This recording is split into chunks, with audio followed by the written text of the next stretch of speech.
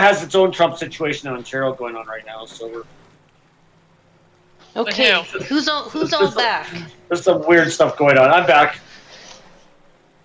I'm back. Zax is here. All right. Well, congratulations on your victory. What do you guys have now? So basically, you have two options. You could continue unclearing the rock wall to the north, or you could explore the area from which the Banth came from, which is towards the west, where the bone pile is. I think we should. We know that this tunnel goes somewhere off to the west because the Banth had to come from somewhere. I don't hear any more noise. I think we need to go in that direction and stop moving rocks. But he thought it was a good idea at the time. Well, it was a good backup plan, but I think we got some smooth sailing here. I think we go this direction. Okay. I head towards the pile of bones. And Zax does have daring. And what does he? You have some leadership thing. What's your leadership thing? Daring leader. Lead us, Zax. Okay, so as you move up, let me get on the screen and show you. Zax moves into the cavern, back part of the cavern where he found the bone mound, and shining his torch reveals a little bit more of this particular area. And bring that up. And if you guys want to each move your tokens, if you are following Zax, please do. And as you move into this cavern, you see along the walls some really interesting crystals. You see a pink one here, yellow one here. I have and a intention blue to one here. oh shiny, so I'm gonna go right over to the pink one and start poking at it and start looking at it and even see if I can like chip off a corner to like put in my pouch because I love shiny things. Great. Do a in kind of an investigation roll. So go ahead and do reason. 20? For Tanza. Let's Reason and passion? Wait, am I actually doing a scientific discovery or just say ooh pretty, shiny? You're examining the crystals, right? So okay. So do go ahead and roll like empathy. No, sorry, reason and maybe passion because you're curious. Yeah, I'm very curious. I'm like, ooh, shiny. Yeah, and do a DC of 1, please. Okay. So let's see. Reason. It's a passion. It's a 5. Can you say which attributes I'm using again? Reason and passion, please. Okay, it's a 10.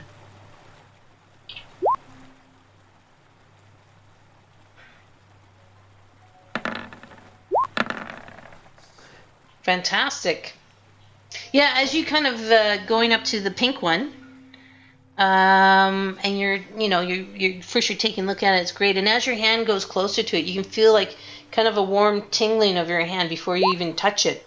Like some kind of energy, some kind of a static electricity kind of like feeling all around it. And as you take your dagger, you're able to chip off a nice size chunk of about 6 inches. 6 inches long. Oh, that big. Wow, Yep. big. I was thinking more like, the size of a finger.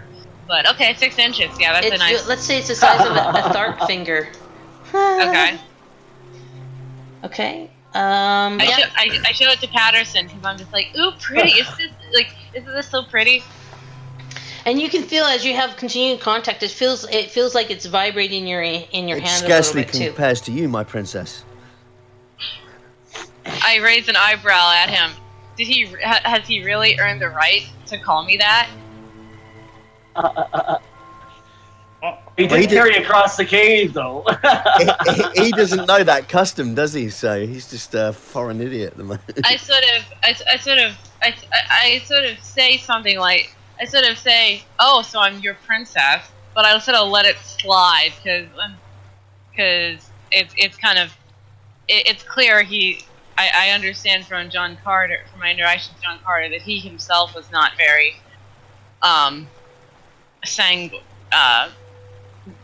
graceful when he first got here. She lets it go with him, doesn't she, first time? But sort of, she said something, I can't remember exactly what, she sort of lets it go, but she kind of doesn't, because shortly after that, there's a bit of dialogue, and then she goes off because, yeah. So I kind of let it slide. I have, you know, +2 to cultural understanding or something. Okay, so he doesn't get slapped in the face? No, just an eyebrow raising. Is there any flicker of a smile on her lips, or no? Yeah, a bit of a flicker of a smile.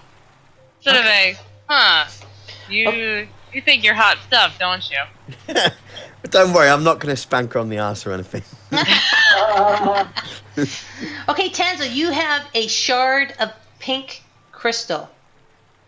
Anybody else want to do something?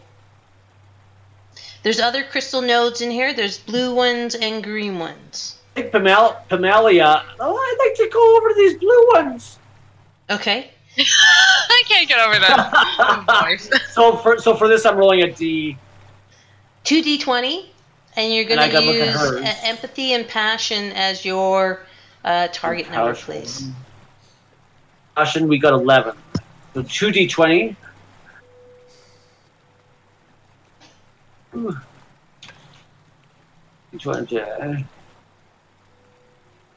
Pamalia, what have you found over there? Sweet, we found lots over here. And looks like I got an extra success, too. Yay, so you've generated another momentum. I'm dying over here. So Pamela has generated another momentum. I've got 2 momentums then, right? So, okay. For Pamela? So that given her stats, did we double if it's equal to the lowest or just lower than the lowest? I think it's equal and to the lowest, so you're quite right. And I'm so glad you're helping us 4 with successes. Yeah. 1 counts as a success and 3 momentum. Yes. Oh, just wait. She rolled 2 successes. She gets an extra one for the 4. Well, both 6 and 4 are lower than her lowest. So that would be Pamela's lowest is 4. Is it? It's an extra success. So she's got 1 double success, and then so she's got 3 successes. 1 for the 6, 2 for the 4. Her lowest one attribute is 4. So is it the lowest of all attributes, or the ones that you're using in your check? Oh, you're right. I got that wrong. The one they're using in your check. You're absolutely right. Thanks, Dana. Boy, I'm really messing up today, but she's absolutely right. It's the lowest attribute that you're using in that check. So what's that for Pamela? I have to go back and look. We said reason and passion, or empathy. Reason and passion. and passion. So that would be lowest is 6. So she's got so that's 4 momentum. successes. Thank you, thank you, Dane. Wow. Well, thank you. I feel like a dumbass. Math was not. This is why I went to law school, people. I can't do math. So does that mean she gets an extra momentum then? She gets get lots 3. of extra momentum. She's got 3. Yeah. So go ahead and I guess are you tracking it manually, Chad? I've got her down as 3. Yeah. Okay, so she's got 3 momentum. Okay. So she's not only chipped off 1. You've had the same experience as Tanza, feeling the energy as your flesh comes closer to it. You've chipped off 2 of the, what are you at, blue shards of crystal. So make sure you note that in your inventory. 2 shards, okay. 2 shards, yeah. About the same size again, about 6 inches long, about 1.5 inches round. And it seems to vibrate in your hand as you're holding it. Anybody else want to do anything? So we've got Tanza and Pamela go. Yeah, Zax will take a look at the green crystal that I'm standing in front of. Okay, go ahead and please roll. Again, reason and empathy for an investigation. Oh, great. That's just stellar. It appears to be vibration. Oh, this is. I had an idea. Can I spit something out? This is when I take the opportunity to teach colors to Patterson, because you know how sometimes when you point at something, you might be pointing at their color, or you might be pointing at like the shape or the object itself. It's kind of unknown. But what you need is you need different things you need similar items of different colors in order to teach colors, right? Okay, so you're running around pointing out pink and green and blue to him. and Yeah. identifying the word and getting him to pronounce it properly for you. Yeah. Go ahead, So Zax, and roll your investigation. Yeah, I'm going to use my momentum to do that. So I'm going to roll 3d20. Okay.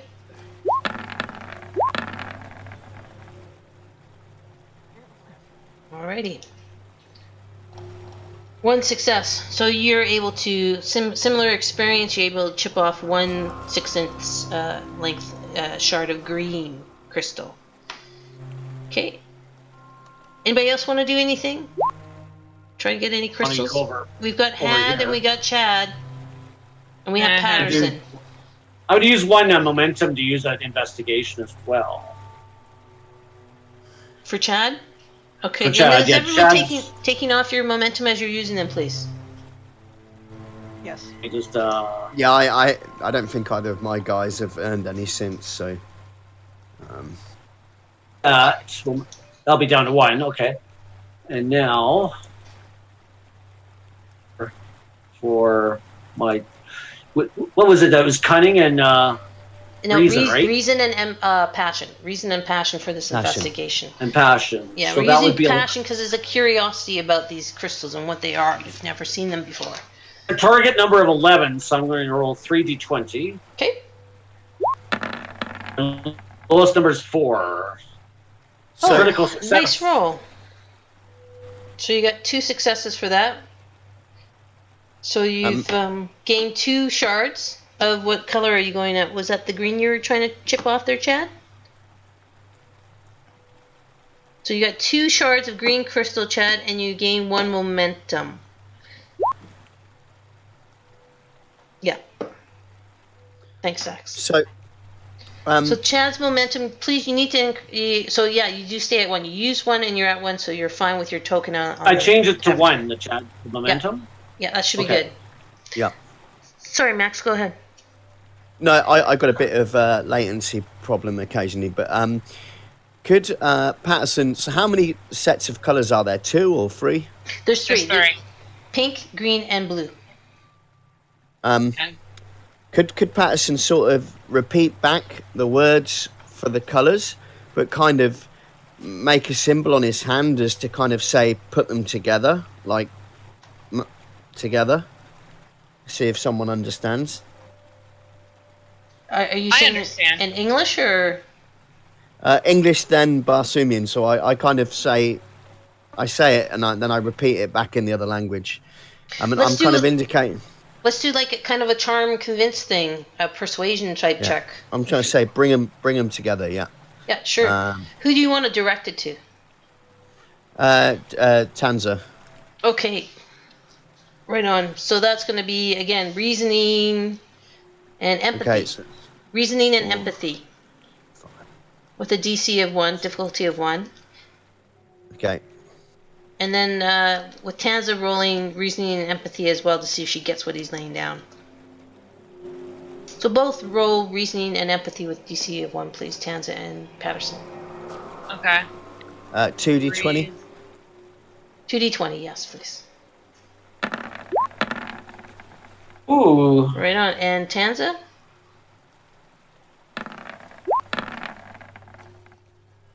Oh, nice roll. So Tanza's gained a momentum from that. And yes, she is understanding what you're trying to communicate, Patterson. And so we'll say with your communication has gone up a notch. Okay. Cool. Okay, cool. So Would Tanza Patterson gets a have momentum. to get a complication off of that? I'm going to say no because we're not really in combat or anything. If that's okay with you guys. Okay, so as you can see on your map, that oopsie, you can see Zax shines. I'm gonna just hope you don't mind, Dane, if I say Zax shines his torch light, and there's 2 stairwell kind of looking areas to the west of the map. Can you all see that? Is it all clear on your screens? Okay.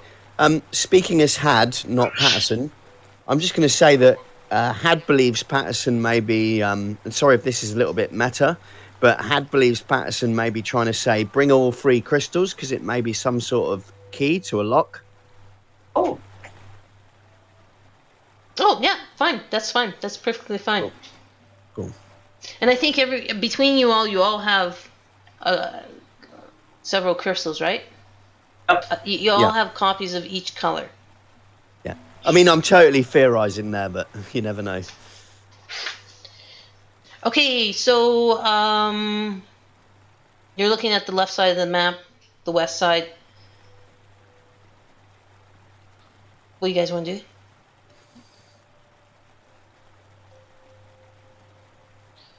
You've got one here. Well, Zax Kate. is the leader. 1, 2, and actually there's a third one actually at the corner of your eye. There. Zax, you're the leader of the party. Which way would you like? And you've got the torch. So he who has the flashlight / torch. It's like it's your car, and you can listen to whatever radio station you want. Yeah. So I'm going to shine the torch down the passageway at the bottom, or to the south there, and just kind of see as far as the light will go, and take a moment to listen for any kind of noises, feeling any kind of airflow, things like that. So I just want to mention again, you guys, on your left-hand toolbar where you see the ping, you see that thing that looks like a comb? That's actually supposed to be a ruler. So you can click on that and click on one point and then show your arrow in what direction. Everyone, yeah, let's all play with our arrows. Oh, I see that. Ooh, yeah, ooh, so go ahead. So Zax, that's which way you want it to shine? Yep. Oh, I'm having so much fun with this. Woohoo. Yeah, so play with your arrows. And that is fantastic. And you see in the distance some kind of weird figure. And let me just bring it up. I guess it'd be good if I bring it to your level. There we go. There is there is a function for torchlight as well, where it creates like a halo. I don't know if you've ever done that. Yeah, I have. I just didn't have time this week, to be honest. No, it's a bit of a pain. Super busy. But yeah, and also I wasn't using dynamic lighting. I just used the basic fog of war too. Although I have dynamic lighting if I ever get a chance to. This map was too big for me to. I didn't have the time, to be honest. Okay, so in the distance you see this ginormous figure. Zax sees it. Zax. So I turn around and say, it looks like there's some form of a figure or statue. I watch it for about a minute to make sure it's not moving or anything like that. Do I need to roll any type of perception, or is it just not moving? It's just not moving. Okay. Okay. I didn't. I just want to check out. So I'm gonna come up here. Whoops. Flip the thing back. I'm gonna move over here. I just want to check and see, and I'm gonna again with the torch, take a look down in this direction. Okay. What if Had can see it? What sort of stone is it? Some sort of. Well, you got a glimpse of it, so it seems like it's a large stone statue of some kind of female warrior. And then Zax moved over and took torchlight away from you. So that's, you got a glimpse, but now it's back into a little bit of a dull glow in the room. You can still see it, which is weird, because at first the light from the torch kind of was all taking up your vision, but now with the light of the torch moving to the other side with Zax, you can see that area around the statue actually is dimly lit as well. So if you want to go further and take a closer look, you could. There seems to be some kind of light source next to the statue. I shall call Patterson with me as well. Okay. Cool. And, Zax is going to move into... I'm just going to hold your because you've done two things, okay? Oh, sure. Yeah. And we'll just give some other screen time. But that was very good because you revealed this. So, as Had and Patterson approach this large, again, it's about a 20-foot high, seeming to be made statue of some kind of marble-like stone, a very fine stone that glistens with little veins of silver and gold running through it. It seems to be a matriarchal kind of figure, a woman figure holding her sword up high, and behind it you see some sort of square box-like container type thing. I bet it's got crystal holes in it. In the room, that vague kind of glow comes from on the wall. There are several mounted, look like radium torches. Now these are interesting torches. They give off a very kind of soft light, which kind of attests to their age, because radium lights can last for hundreds and hundreds of years. So these torches are most ingenious. They're cylinder in shape. They have a core that burns brightly with a cold light, and they're mounted onto the wall. Unfortunately, they don't seem to be able to, you can't take them off the wall. They're actually mounted into the wall to give this area some dim light. And that's what you guys see. So I'm going to have Had and Patterson kind of looking over this statue, and we're going to open it up for Tanza, Pamela, and Chad to do something while these three are already kind of doing some exploratory stuff. So who wants to go next? Yeah. Tanza, you're closer. Do you want to go? Tanza, Pamela, or Chad? I can go, I think, or Chad. I don't even know where Chad is, but there. I'm going to go and look at the box. And I'm going to see if my crystal will actually fit into anything on it. Like, I doubt it because it's just a crystal that broke off of a rock. And this looks like a man-made box. But you never know. Okay. Can everybody see that box? Or is it there should be a box right behind... I have a question, Vic. Can you guys see that? Oh, maybe not. Oh, hang on. No, you can't see it. Hang on, I'll get it right here. Hang on. I have a question, Vic, in regards to Pamela. Mm-hmm. Like, when she was taken hostage, now, was her core equipment of the noble harness and the thieves' tools taken from her? Yes, the slavers took all of your guys' core equipment except for what you found in the wagon. Except for what we found, but did she find any of this? She found her harness? You edit that, I'll put that in there. Yeah, don't edit anything, just leave it. Because we know that she only got one success, so she only got her harness. But don't take away the rest of her core equipment, because for her character, that's things that she is good at using. So I don't want you to take away the thieves' equipment or anything else. Just leave it, if you don't mind. Do as I just put notes saying has found, like, next to the noble harness. Yeah, that would be best. Thank you so much, Nor. That would be awesome. Okay. Okay, so you guys can all see the kind of box thing behind. Tanza's going to move up. So go ahead, Tanza, move up to the box if you like. Don't open it. I would say Had says that as she walks by him. Yeah. Yeah. Oh, pretty. Well, if we were Dungeons and Dragons, we could do a spell. Yeah, detect magic type spell.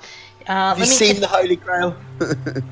What's it called? Can you go ahead, Tanza, and do an investigation check again, rolling reason and maybe passion for curiosity, and then tell me exactly how are you examining this particular. Wait, you said reason and what? Passion. Okay, 10. I'm looking around, sort of, poking at it, sort of, there's a bit of light reflecting from the torch off of the crystal, so I sort of use the reflection to sort of move around it a bit. So looking at it, it's very beautiful. Surprisingly, very dust-free. And just remember, the torch is with Zax. Zax has his torch. And in this room are torches on the side walls. So it's very dim light, just so you know. Okay. Oh wow, nice. Great. 8 and 2. Yeah, and you probably have an extra success because whatever your minimum attribute that you're using would probably, because that 2 is probably under your minimum attribute. So yeah, so you should have 3 successes. Okay, so I actually use the crystal, and it actually fits in one of the slots, surprisingly. And I hear a click, and it seems like can you wait till I actually describe it though? Oh, sure. Because I don't know, have you, like, I haven't given you a description of it, right? I'm just seeing what you're doing. I just want to know how you're examining it. Okay, so since you rolled so well, I will tell you everything about it. The tomb is about 7 feet long, 2.5 feet wide, and 2 feet deep. It is a combination of metals, alloys unknown to you, as far as the base and the sides. But the top, the lid of it, actually seems to be made out of some kind of dark volcanic glass, aka obsidian. And you rolled so well that as you kind of dust off the settlement and dust off of the top, you can see through that volcanic glass lid the shape of a woman underneath the lid. And she doesn't seem to be mummified or anything. She looks as if she was alive. She still has flesh all over her. She's not mummified or skeleton-like or any of those types of things through this. You also you discover, again, because you did a fantastic roll, you also find that there seems to be at the base of it some kind of control panel. And I know this is so obvious, and that inside the control panel there are six slots. And then just go back to thinking Superman in Fortress of Solitude when he puts the crystal into the control thing, when he puts the crystal down and it gets sucked in and it does things. You see a control panel very similar to that at the base. So can I kind of pop round and say something with a voice action? Sure. Tanza, be careful. If you put those keys in the wrong order, it may set off some kind of trap or security system.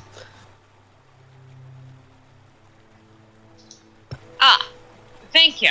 That is something I would not have thought of, but obviously your time as a bodyguard has taught you a little bit more. So that little blue mark is the side where the control panel is. Okay, guys? Okay. Does it look to be fern, in architecture at all, the statue or the coffin? Do you want to roll a knowledge check? If Had might have knowledge like that. I'm guessing if he doesn't, Zax might, because the Black Pirates had a lot of interactions with the fern, so I might also... Of course, the thing is that if this is a tomb, if this is a woman's tomb, should we really be opening it? I mean, what purpose would we have for opening it? Is that really our aim? Loot the body. I mean, I have an idea. Well, just wait. How about... Now, let's just stop for a sec. So, Tans is kind of looking this over. Had's come over and kind of cautioned her. Do either Had or Tanza want to call the others over? In character, so they know? Well, Pimelli has a noble harness which can help with knowledge test. I'm going to actually... Patterson's going to sort of stay staring in wonderment. I think Had will call over Zax and Pamela so we can kind of have a council about this. Okay. Let me open up more of the... Pimelli, I have a noble harness that helps with reason and knowledge so we can see what order to put things in. Come over here, then. Move your token. Okay. Move your tokens where you'd like your tokens to be. Okay. Yeah. Make sure you have that arrow clicked, because you keep drawing lines. Yeah, okay. Wrong one. Wrong one. Camilla, come on. And bring Chad over, maybe, too. And move her over near the chest, right? Yep. Move. Yeah, where is Banana Man? There we go. Okay.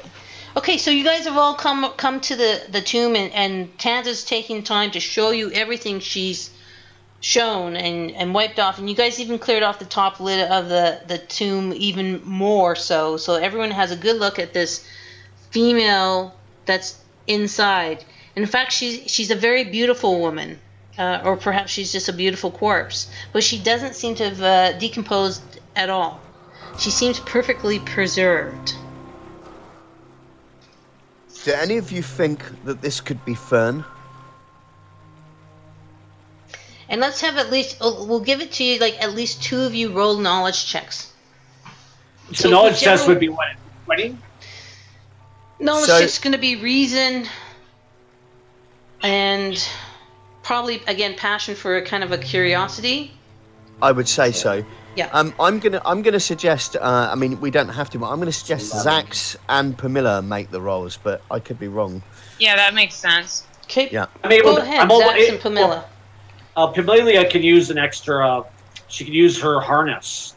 That adds a +1 reason to knowledge test.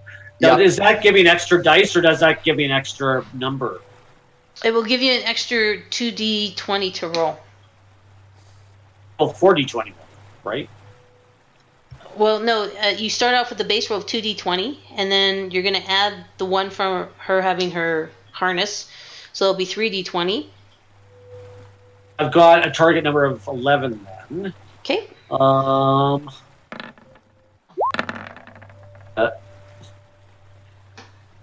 Okay. Is that my roll? No. That's Zax's roll, and so that's 3 successes. So that's +2 momentum. And you're gonna have to help me out here because I don't know this stuff. Sorry, I'm gonna increase the difficulty to 2 for you guys. Okay. Sorry. Because this is kind of like arcane, archaeological knowledge. So that's Zax. So Zax has done really well. Has met the 2 difficulty levels. I was going to ask a question now. Because we haven't really used any lucks. Can I use a luck to help me on this? You can use a luck that give you an automatic double success. So that's what you can. So when you use a luck, it's like rolling a 1. Instead of 1 success, you get 2 successes automatically. And then if that's enough to pass your test, you don't have to take the risk of actually rolling, because if you roll a 20, then I have to add a complication, right? So yeah, you can use a luck at any point on anything you like if you want to. Okay, excuse me. So I'm using one of my lucks. So that number, I'm doing it manually. I have a luck of 3, so it goes down to 2. Okay. That's right. Yeah. Okay. Does that give me a momentum then? No, that gives you an automatic 2 successes. We're gonna wait to see if are you gonna roll or not. The difficulty is 2, so that luck will give you, yes, you succeed on doing the knowledge check. But if you wanted to make more momentum, you'd have to roll on top of that. Okay. But if you roll and you hit a 20, that's the risk, right? Do you know what? If I didn't know better, I would say that looks like Deja Forest. Is it the nipples? The nipples that give it away? No, it's just a bit. It feels like a particular artist's take on it, but I could be wrong. But that's out of character. I was very lucky to find this, actually, so it was nice. So, did you want to roll or not, Chad? I mean, Pamela. No. No, I don't think so. So, you've used 1 luck for 2 automatic successes. You succeed. Zax succeeds as well as a member of the Firstborn. And so Zax, did you get more than 3 successes with that low number or not? What did Pamela? Okay. Did Pamela roll? I got 3 in. I didn't have to roll. Okay, so you have 1 extra momentum generated from that. Correct. Okay, so Zax, as you're kind of, and Pamela are kind of going through this with the fine-tooth comb, and actually you guys go to the base of the statue to see if there's any runes or symbols there as well. And as you come back, you say that it doesn't have anything to do with Therns at all. But you've seen some similar runes in some of the dead cities and your various individual exploits prior to this time. So no to Therns, yes to some symbols from the dead cities of, way back in time when the oceans were still on Mars and the great seafaring nations dotted the coast of these great oceans. Well, this is again had not Patterson speaking. It seems to me if this is some ancient deity that that may well be her, preserved in there by some method beyond our understanding. And it is natural that they would want to protect her, so we must work out how the lock works. It may work by a sequence of colours or a sequence of sounds created by vibration, and we have to work out which order. Zach says, what business do we have of even disturbing this? Is this truly our goal, or is this a distraction? I think we need to, Patterson sort of says, no business at all. We should leave here.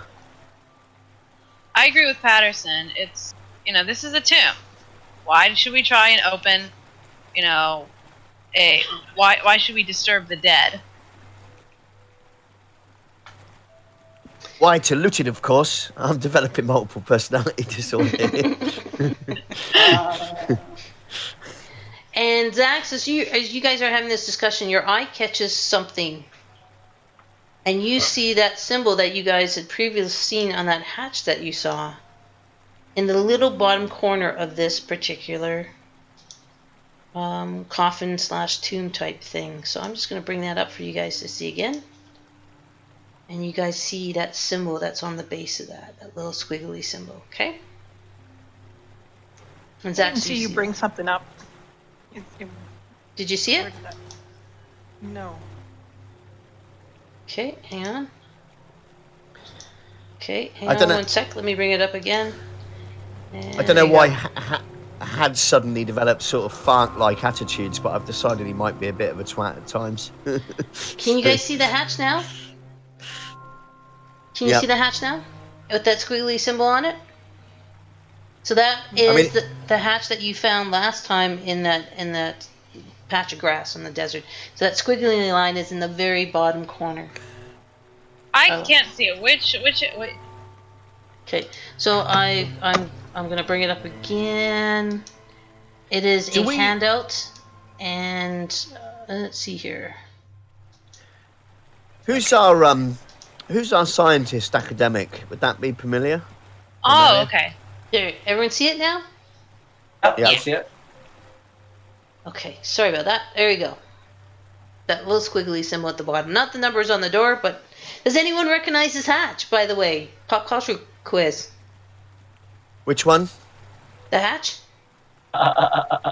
Yeah. Do you recognize where it's from?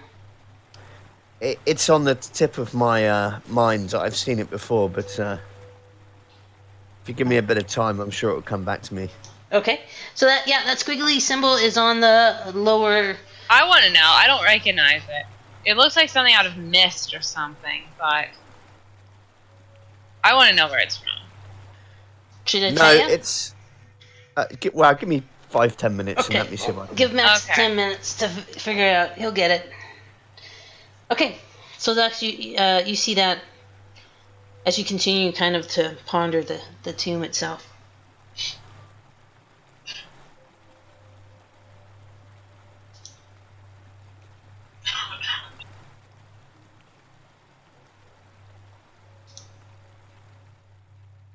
What do you guys want to do? It's definitely a computer game, military computer game. It's from Medal of nope. Not Medal of Honor. Is it from Call of Duty?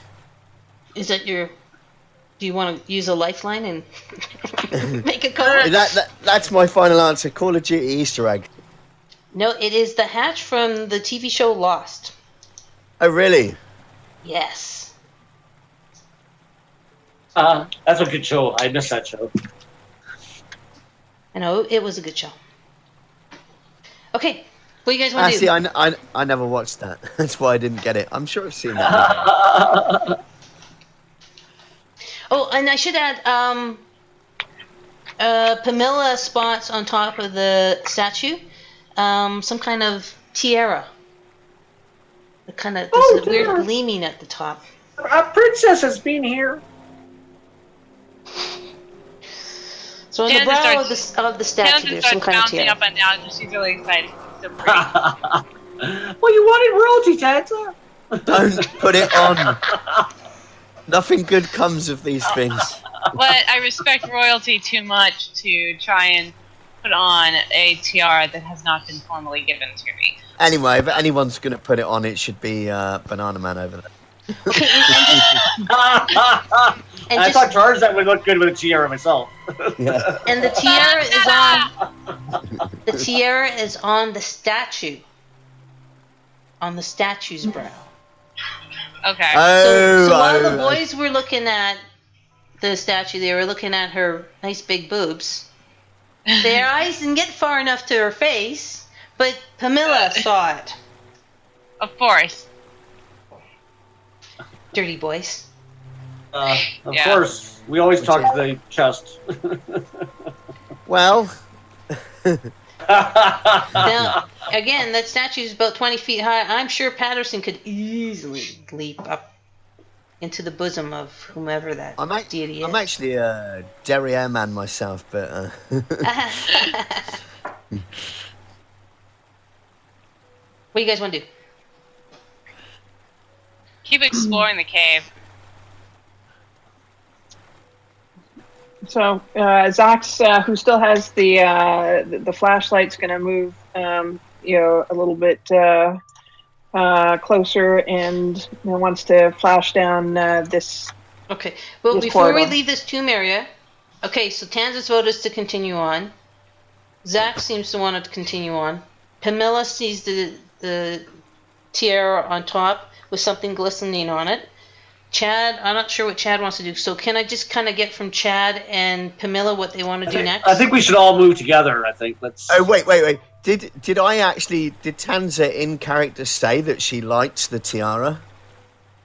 I said I liked the tiara. I said it was very beautiful. It looked very elegant on her. Is it much bigger than a human head, or?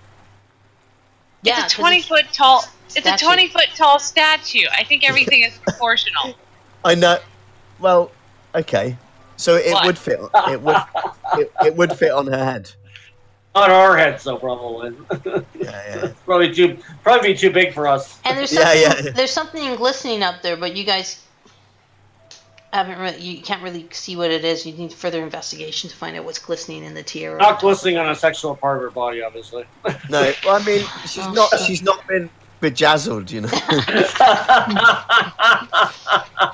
Obviously, her belly button is dazzling. Except the question is that considering that people hatch from eggs on Barsoom, do we even have belly buttons? There's the question. I don't know. But I mean,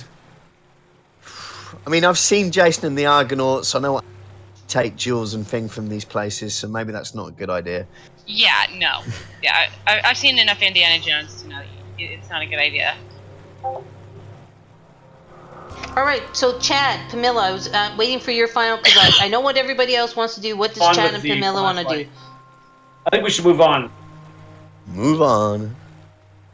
Oh, okay. Too bad. Okay. I know.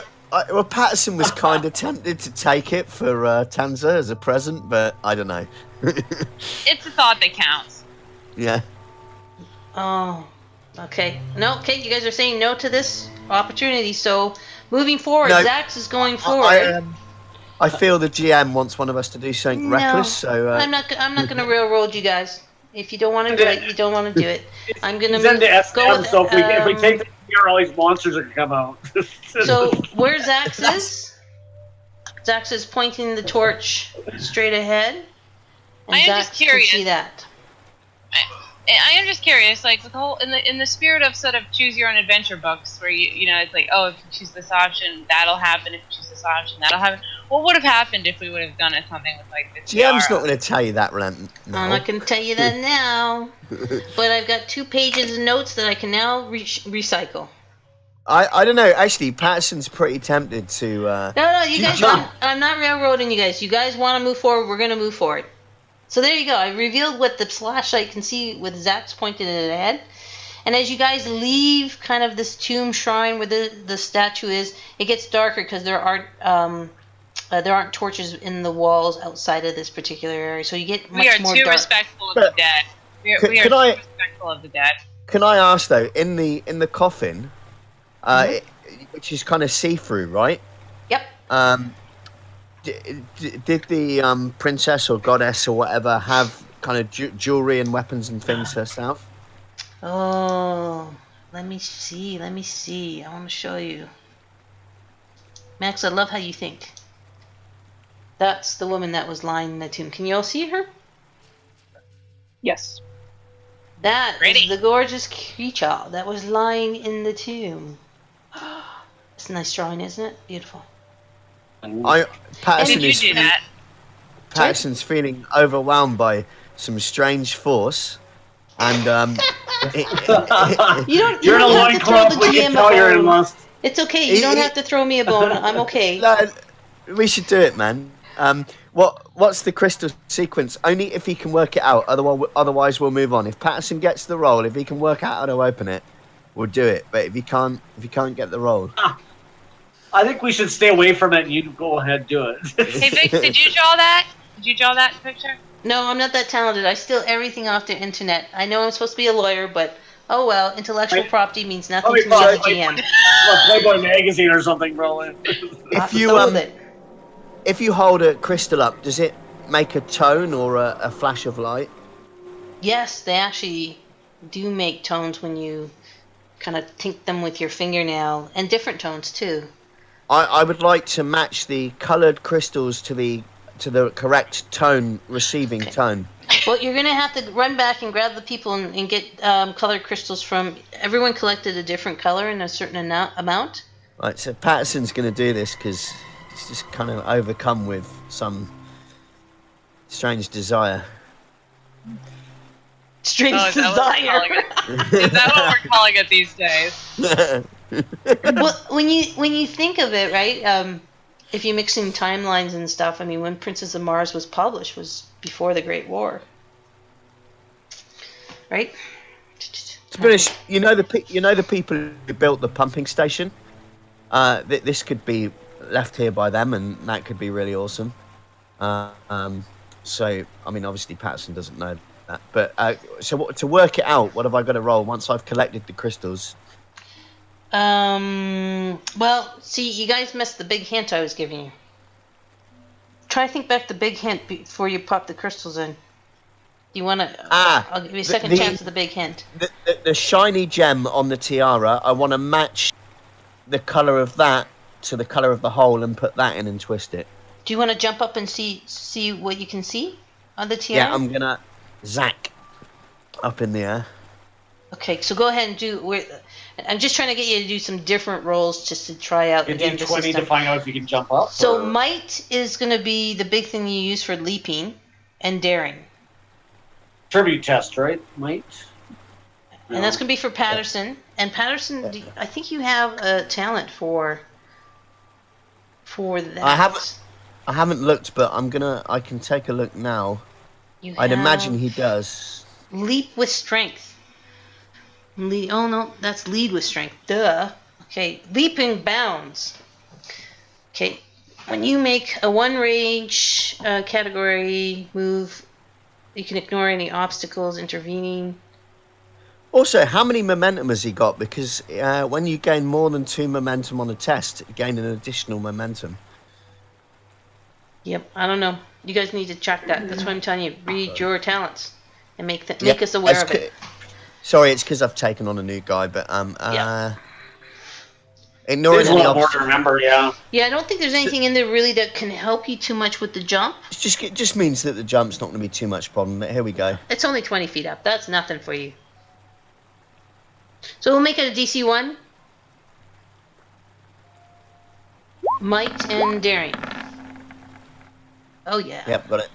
Great. So you jump up, you land on the statue's shoulders, clinging onto the side of her head, and you kind of lean out around the statue's face, kind of holding onto its ear and balancing yourself with the nose. And you see on the tiara 6 gems in a particular configuration. Say, looking left to right, I see 6 gems. You see a emerald at the top. Sorry, let's just do 6 gems in a straight line. That's easier.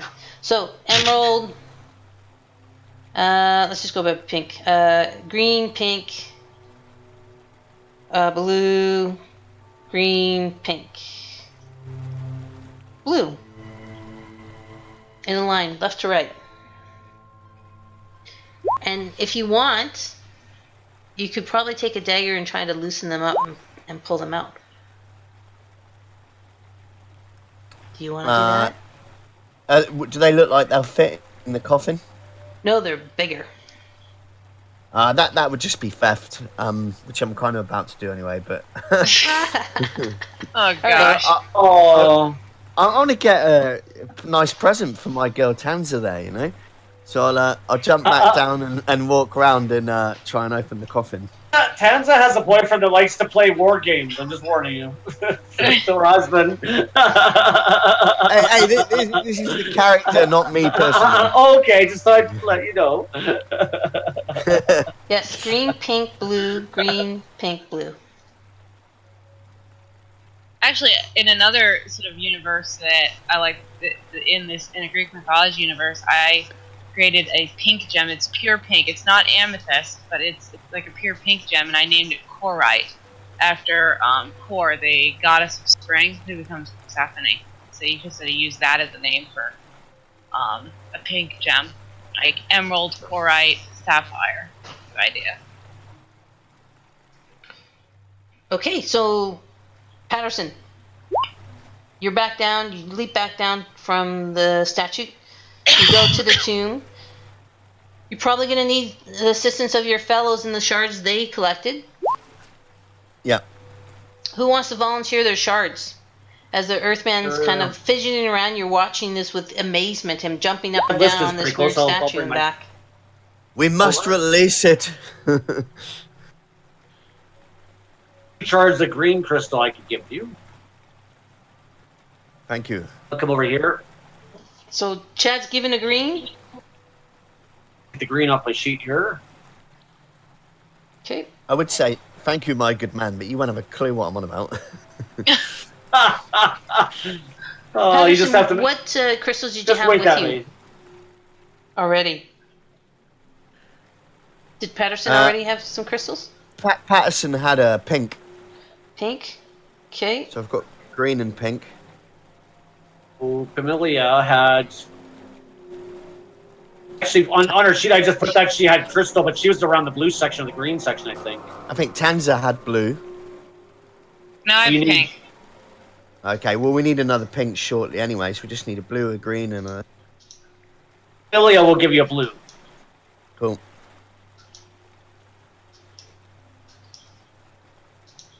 Each. So I'm guessing eventually, if no one's resisting... You get the ones that you need? Yeah. Okay. So make sure everyone who's given a crystal to Patterson, you mark it off on your character sheet or wherever you're tracking that. I know Camellia just has one blue shard left, and Chad has 0, I think. Yeah. Okay. So do you have enough? That's the question. And if you don't have enough, we can always say that you run back to that crystal room and grab one without any problems. Because we need to speed things up a bit because we're almost at our last hour. So as what do you want to do? You got enough crystals now? You have 2 of each color? I'm going to put them in order and twist them round. Yay! And let's see here. I'm sorry, guys. Just killed the team. Uh-oh, something just happened. Yeah. It's going to be Quentin Crisp. He's going to jump out. So, yeah. This is why she had 2 pages of sheets. That's why I had 2 pages of sheets. Was that line? So as you stick in the crystals, as they each go in, they light up one at a time in their various colors until you have a roll of crystals gleaming and sparkling, and the tomb itself seems to vibrate, and there seems to be things moving in the tomb, mechanisms grinding, gears grinding, click, click. That noise is supposed to be something's grinding, but it's the best sound effect I could find. You also hear and see a light in the tomb go from the top of the woman's head all the way down to her feet, almost like a photocopier. Woo, woo, Flashing. And the tomb seems to light up within and all around. It's coming to life and sparkling. Everybody run! And yeah, it's just the noise and stuff is growing. Something's going on. The lights on the wall start to flicker. Oh She awakens!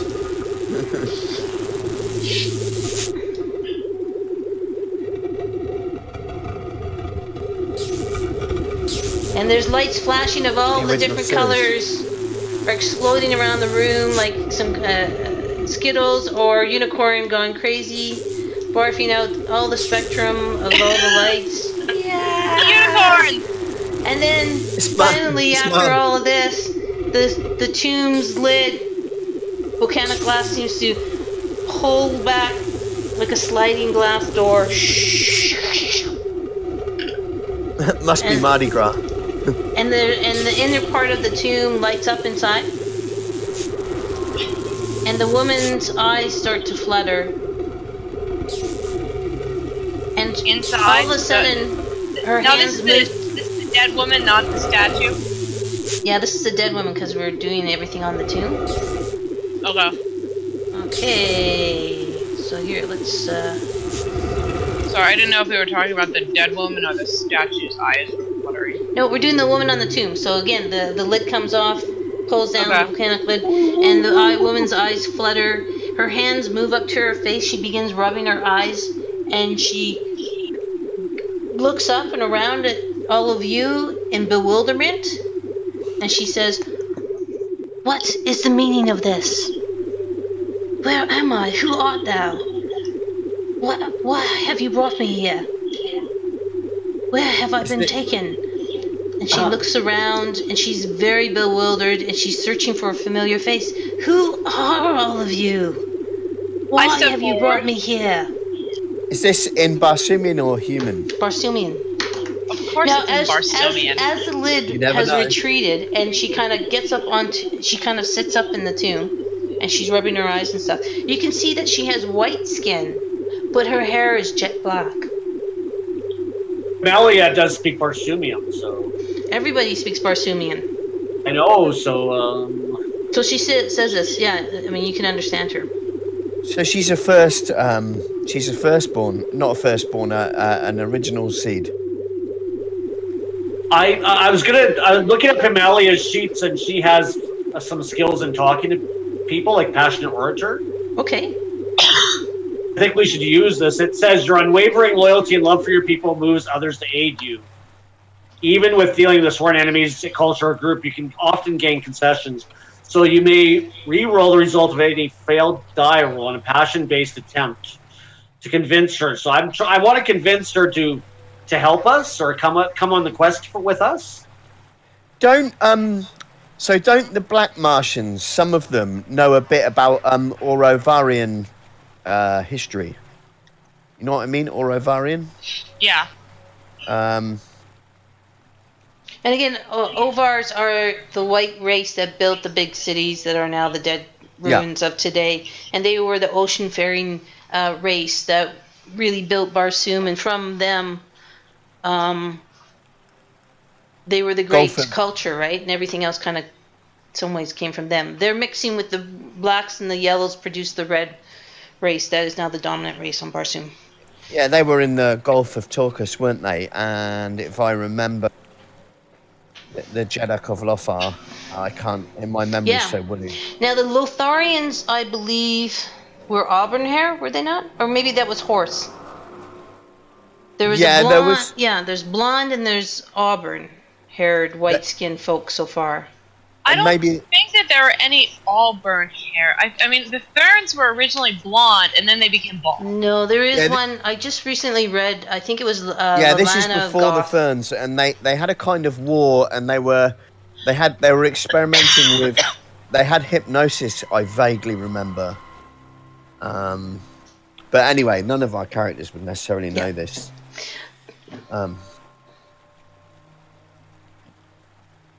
But the key thing is white skin, black hair. Yeah. And she has, again, her accoutrements are, as you saw in the picture again, she has this wonderful headdress that is dripping with jewels and richly decorated with diamonds. And she is the trappings of a very, very wealthy woman, a very well-placed or stationed woman. This is not some slave. This is a noble woman, and you can tell by her harness and everything that she is a woman of means. Sweet, let's knock her out and take her jewels. No, I'm just and just so you know, she is also armed. She has a scabbard and a long sword and a short sword with her and a dagger that is emblazoned with some kind of house coat of arms that no one recognizes. Pamalia should use a reason. If you wanna talk to her and try to, let's role play it out. Yeah, Pamalia or I'm Zax. gonna use the passionate orator to try and convince her to help us in our quest and come on the journey with us. Well, say what you're gonna say to her first. Let's you and I act it out. Let's have a little fun. I think you should come help us on our quest. Can you? It would be a lot of fun. We're having a lot of fun, and we're all into love and partying and stuff like that. You want to come with us? Yeah, you've just appeared in somewhere strange, but come and party. You've been sleeping for hundreds of years. Trust me, it's be more fun with us. Yeah, it'll be kind of boring if we put you back in the box. Okay, I'm sure it's exciting in the box by yourself. So you want to go ahead and roll it and see how she receives that? So roll your persuasion, kind of charming, whatever, convincing thing. Is that so that's going to be reason and empathy?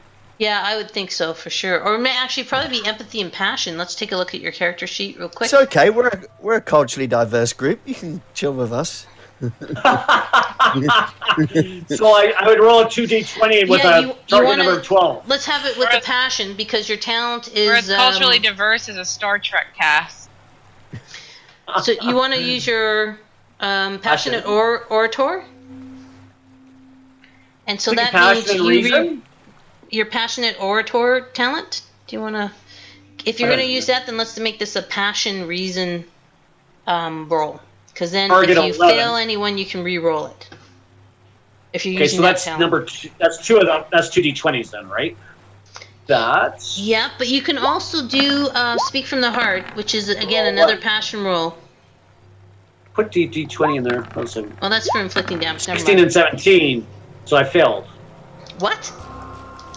Okay, but you are using your orator thing, so you can re-roll one of your fails. So re-roll 1d20.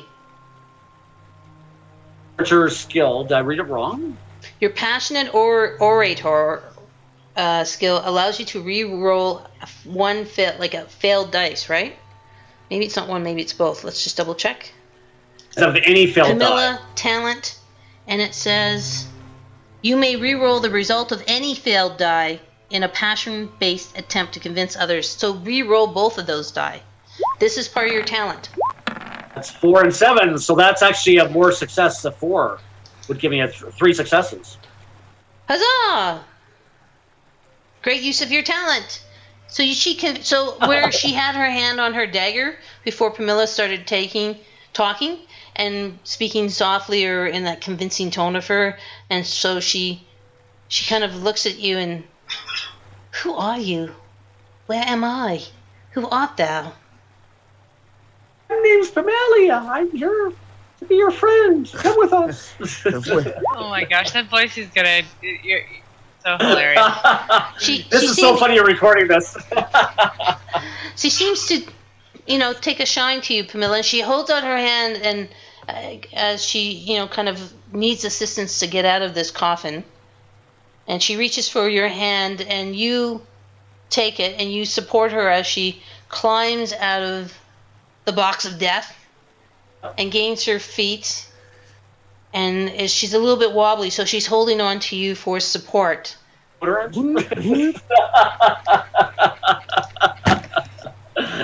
Okay.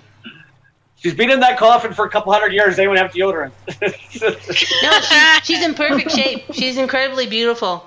She has no physical flaws at all. She's probably the most beautiful woman you've ever seen. About the olfactory senses, not the visual. No, she doesn't stink at all. She's been perfectly preserved in that box / mechanism that she was in. Impressive. Yes. Chanza looks inside and tries to figure out like how it works. Curiosity. Okay. You can roll it if you like. Nah, that was just me being silly. Okay. Well, the technology is so advanced that you'd have a super high DC and you wouldn't be able to figure it out anyway. Because none of you are scientists. After all, this is Barsoom, the land of ancient technology. Right. The statue that was in the coffin, did we put another marker on the board for the statue that's going to come with us now, or? This is the woman in the tomb, not the statue. The statue's 20-foot high piece of marble. Okay. So the woman in the tomb, we need a marker for, right? Or we need to... Yeah. No, I'll get that for you. But I'm just letting you guys. Do you guys want to talk to her? You want to find out who she is, and you have to role play it out. We should probably give the woman in the tomb a weapon. Well, she has weapons. Yeah, she has weapons. Well, what weapon does she have? So she has a long sword, short sword, dagger, and very fine accoutrements. Brilliant harness, very bedazzled with jewels and gold. She is a wealthy woman. She must have the Sun Life plan. Yeah. Exactly. She is gorgeous and rich. That's the kind of woman you want to marry. Does anyone want to talk to her? Find out who she is? Do you have a brother? Okay. Role play it out, guys. Role playing is acting, so you got to act it out. So yeah. So I introduce ourselves. Wow. She's big. Oh yeah. Okay. So you introduce everybody, and she smiles and says Kaor and nods to you all. I ask her, where are you? What's your name? Where are you from? What's the last thing you remember? She continues to hold on to Pamela to kind of hold her friend, as women friends tend to do, and she goes, "My name art Kalain Hantor. I am the sister of the Jeddak of Corvas, the mighty Hor Kailan. I was only recently coming from a ball at my brother's palace, and I got back to my own palace, and I remember taking some wine from my slave girl, and that's the last thing I remember, and I am now awoken here with all of thou." Well, that was some sucky slave girl. She, when you do get home, you need to see that slave girl's still living and fire her ass, because that was whatever was in that wine, not good for you. Dangerous. Well, I do not know how long you have been in there. This is Had speaking, by the way. I do not know how long you have been in there, but it believes you may have been victim to some sort of military coup or plot. We would help you try and solve your mystery, but I suggest we get out of this place first. I must return to my city and to my brother. If such is the case, he will need my aid. I must return to Corvas as soon as possible. Do we know if Corvas still stands, or...? Oh, I tell you, Max, I'm so glad you're playing, because I'm going to bring up the map soon. I thought you might be. And if you want to make it larger so you can see these things, please press the magnifying icon or click on it. Yeah. And does everyone see the map? Yes. And Corvas, Korvas, if you look on your map, it is just to the west of Zidanga. And if you notice the X, it marks it is marked as a dead city, yes.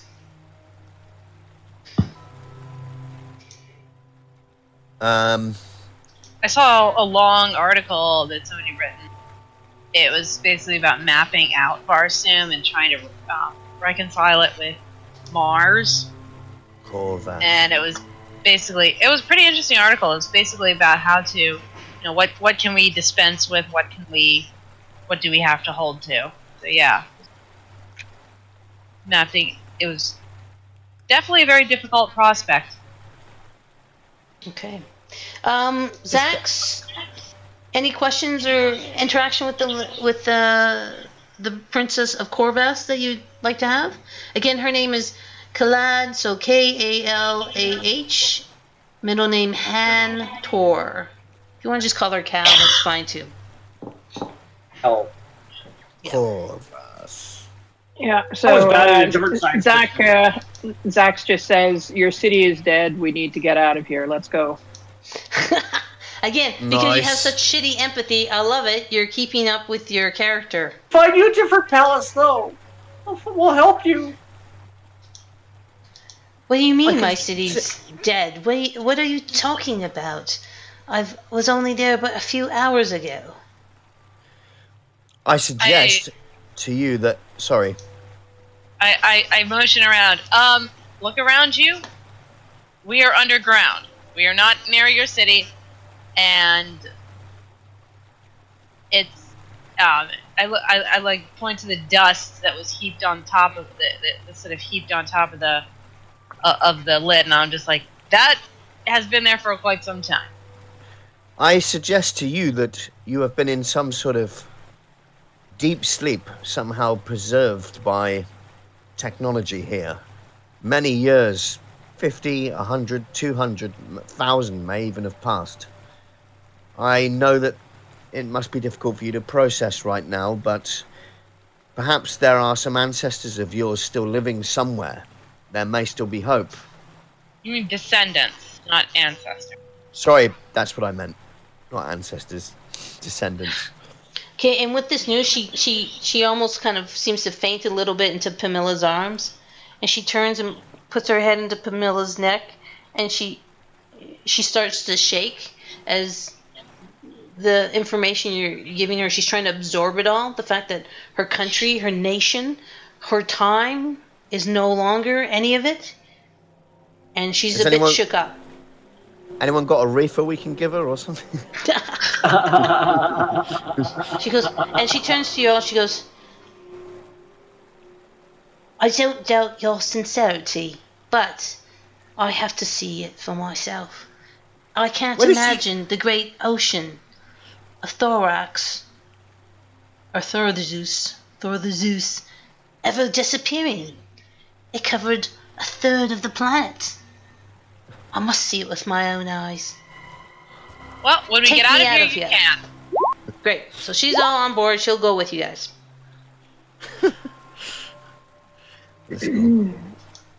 Pamalia is holding her hand. She'll go wherever Pamalia goes. Yeah, there's a sister love there. That's right. Just sisterly. You were I don't know if you realised you were doing a very good accent there, or a Cockney accent anyway. Oh, well, not classy. Trashy, but not classy. All right, so Zax was saying, let's get the hell out of here. Your world's dead. Let's go. So Zax is kind of takes the lead again with his torch. And you can see ahead where Zax was pointing at that the path forks ahead. Are you all following Zax? Well, I suppose we ought to, really. Okay, moving along, following Zax. Okay. Which way, Zax? So, Dator of the Firstborn? yeah. So, I stop for a second and I just kind of look and listen, down each kind of direction as far as I can see with the torch. And do I need to investigate something? So now we're like United Nations tour group. Got, like, all Exactly. the races. Where's the bus? Where did we leave the bus? If you want to do perception check, go ahead and do perception check, and using reason and use passion, I guess. Again. Okay. Although I guess we're short of Fern, but A third. 11. well, we had a Fark earlier, but he screwed off, didn't he? Yeah. So 1 success. 1 success. And which way were you? You're listening at the base of both? Okay. Okay, let's see. So, in this direction, you hear this. If you can hear Oh, it. is that what we hear? Can you hear anything? Let's see. Chad laughing. You hear, so you Sounds hear, like water. you hear water louder on that end. In this direction, you don't hear anything, really. Okay. Okay. I tell the team. Yeah, I hear water off to the right. That could be an easier path out of here potentially. I'm going to move in this direction. Whoops. And I will take my flashlight with me. Light is good. And so any of you that aren't keeping up with Zax will be, engulfed in darkness. Okay, so again, there aren't any torches or anything right here. And Yeah, I guess let's just leave your the newfound princess. friend probably should hustle up there too. So Do you have control of Cal? yeah, I'm bringing her up. I was just setting up some fun for you folks later on. Sure, of course. Okay, let me reveal to you what you see now as you move up. If there's water up ahead, we could also refill our skins. Hang on. Poisonous. I mean,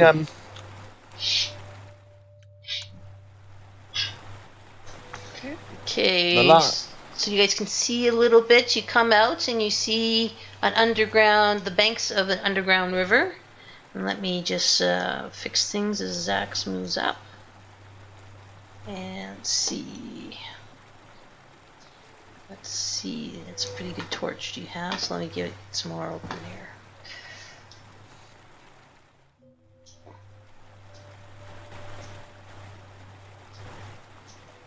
Okay, can you guys see those newfound open areas?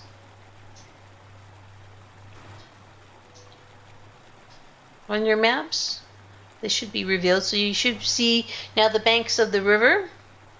Mhm.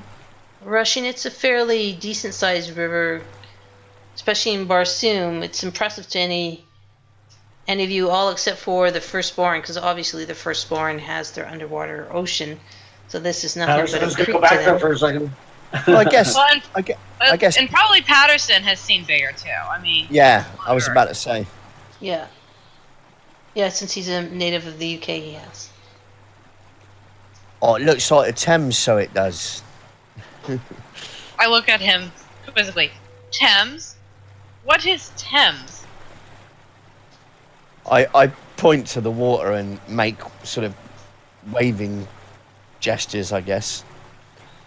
Oh, okay. I get a look of comprehension crosses my eye, crosses my face. Well, if anyone's got any soap and a few towels. Oh dear, there goes my fantasy. Okay, so let me just I'm just trying to get things set up for you folks to see. Can everybody do a perception check for me? And again, that's going to be reason and passion as you're looking about following the light of Zax's torch as he kind of does a searchlight kind of motion with it slowly around the radius of the point that you're now standing in to give you a view of the river, the far bank. I want to just see how much each of you can see. With a difficulty of, let's say, 3, because all you have is this small light beam of the flashlight. That's 3 total amongst all of us, or 3 total each? 3 total each. Okay. So yell it if you got 3 already successes, at anybody. 5. Yeah. I got 2. I Okay, think I'm sorry. We should add that if you have momentum, because you need 3 successes, you should be buying a 1d20. So if you want to buy a 1d20 and re-roll that, please do. well, Had did okay, but Patterson didn't. Okay. Amelia failed both times. Did anyone get their lowest attribute from the roll and double it up other than what's on the screen? Like, has anyone got 3 successes, please? An extra success for Chad Lista. Do you have a total of 3? I've got 118, and then one's a 3, so it's 2 successes. Okay, so I need people with 3 successes altogether, please. Anyone got 3 successes?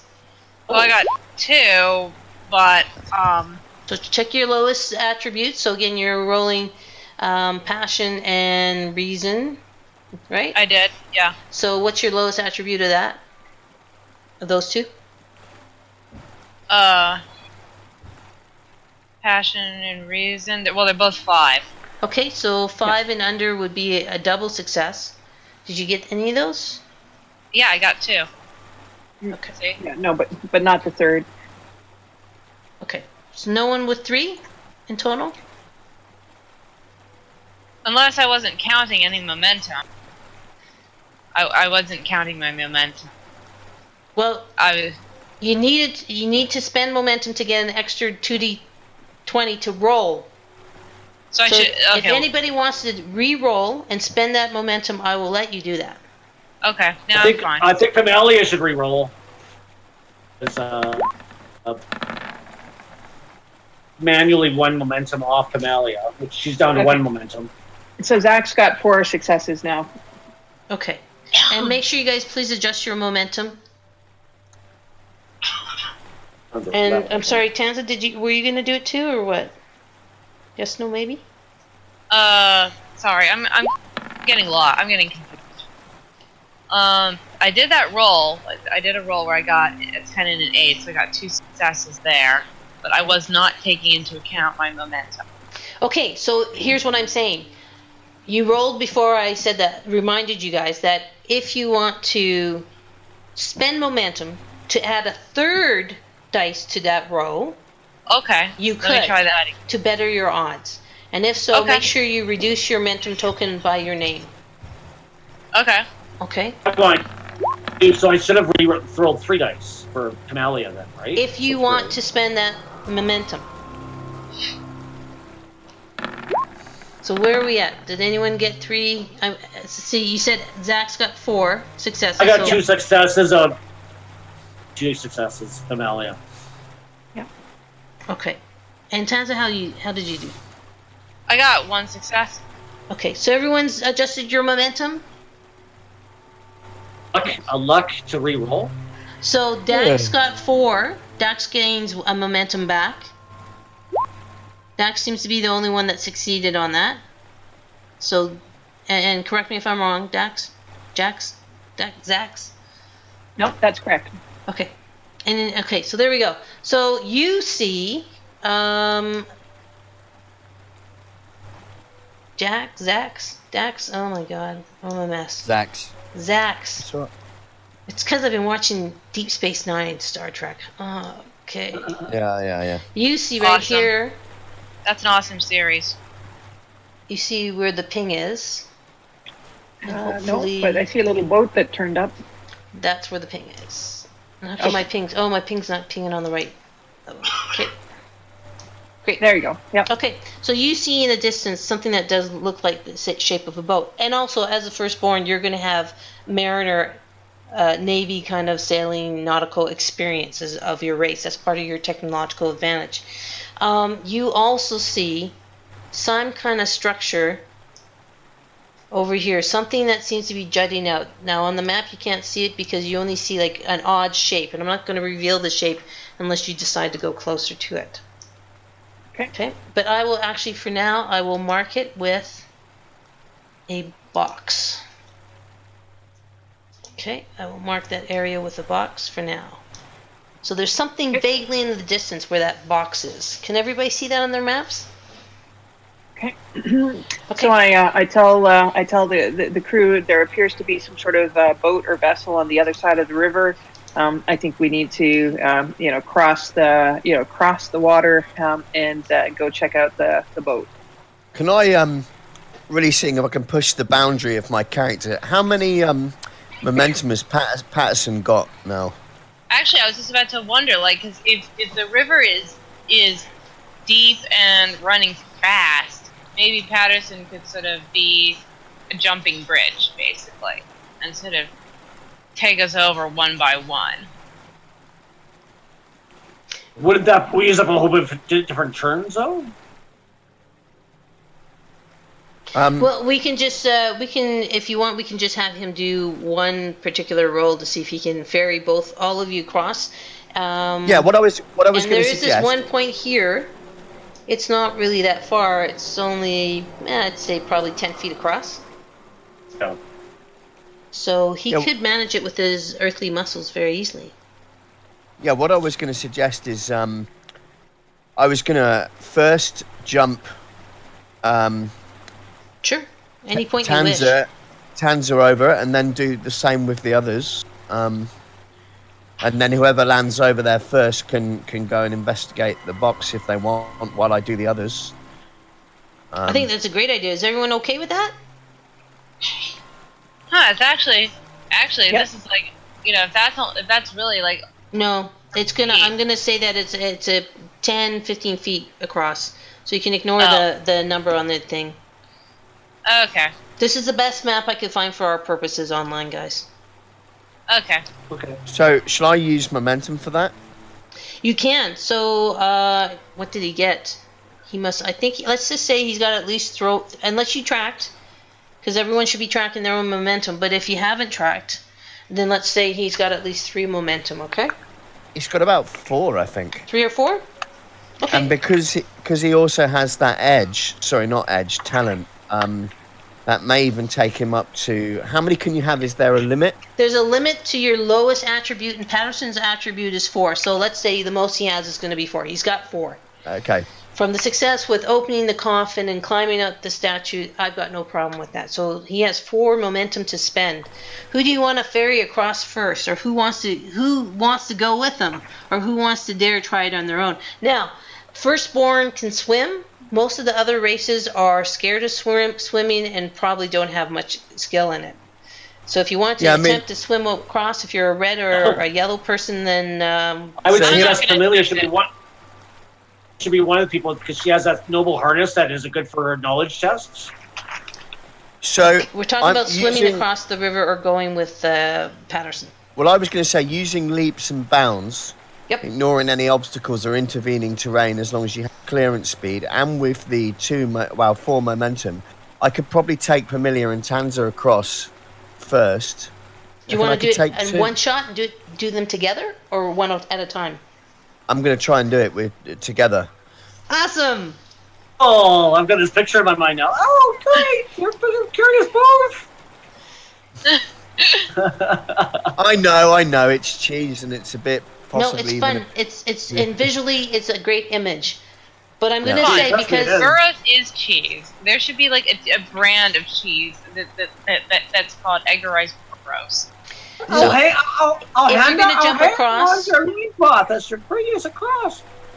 if you're gonna cross with both ladies in your arm, being the chivalrous British gentleman that you are, we're gonna say you need, as far as difficulty, 1 difficulty to do the jump. 1 difficulty for each of your passengers, so a total DC of 3. Yeah, how many just 2? So you can use momentum to buy more dice to increase your odds at this roll. So that's what I'm going to do. I'm going to use momentum. I'll use the...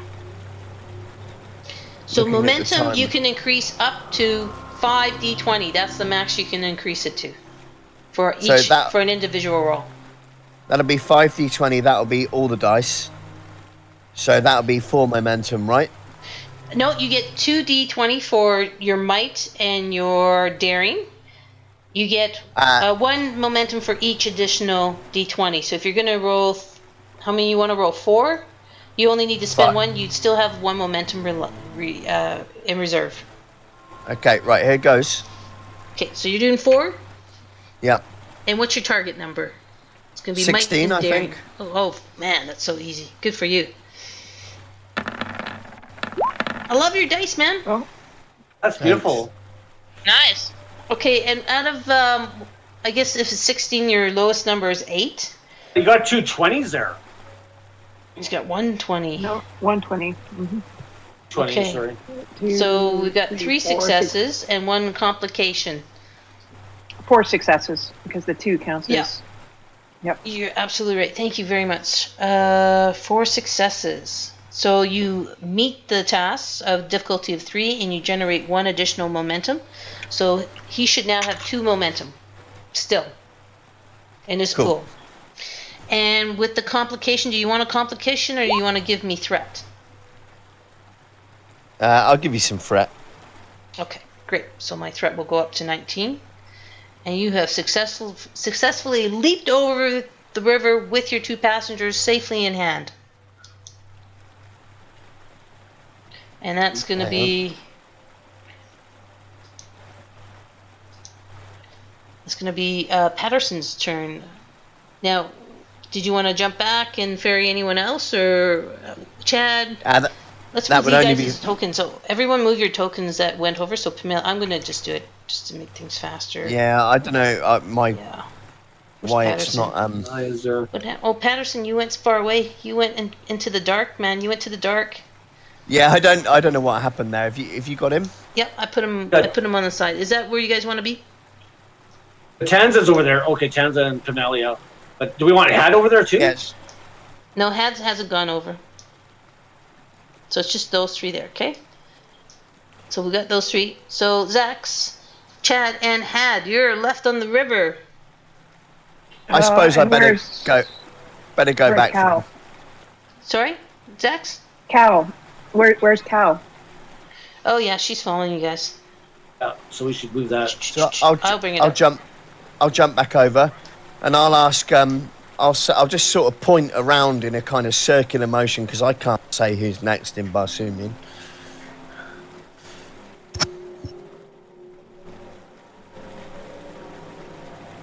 Well, you guys someone has to decide what they want to do. Pamela, don't move up to the boat yet. I just moved Pamelia up to the... Don't move her there, please. Just leave her at a landing point for now, please. Okay. Okay. No, because I want to get... Because you're jumping ahead, because then we still got 4 people on the other side of the river, right? Okay, I'm gonna grab Cal and Banana Man there. Okay. And take those 2 over. Okay. So you have 2 momentum potentially to bring your dice roll from 2d4 to 4d4. Is that what you'd like to do? 4d4. Oh, sorry, 4d20. Sorry. Okay, ready? Go for it. Let's see. What'd you get? 7, 10. Fantastic. Okay, so you will have at least 4 successes, right? Because you rolled a 5. So that's 3 successes go to completing the jump successfully, and you have 1 more momentum you can put back in your pool. So you should have 1 momentum in your pool now, if I'm correct. So that puts Chad and Cal. Cal. Okay. And there we go. And I'll come back again last time, and I should be able to get Had and Zax over.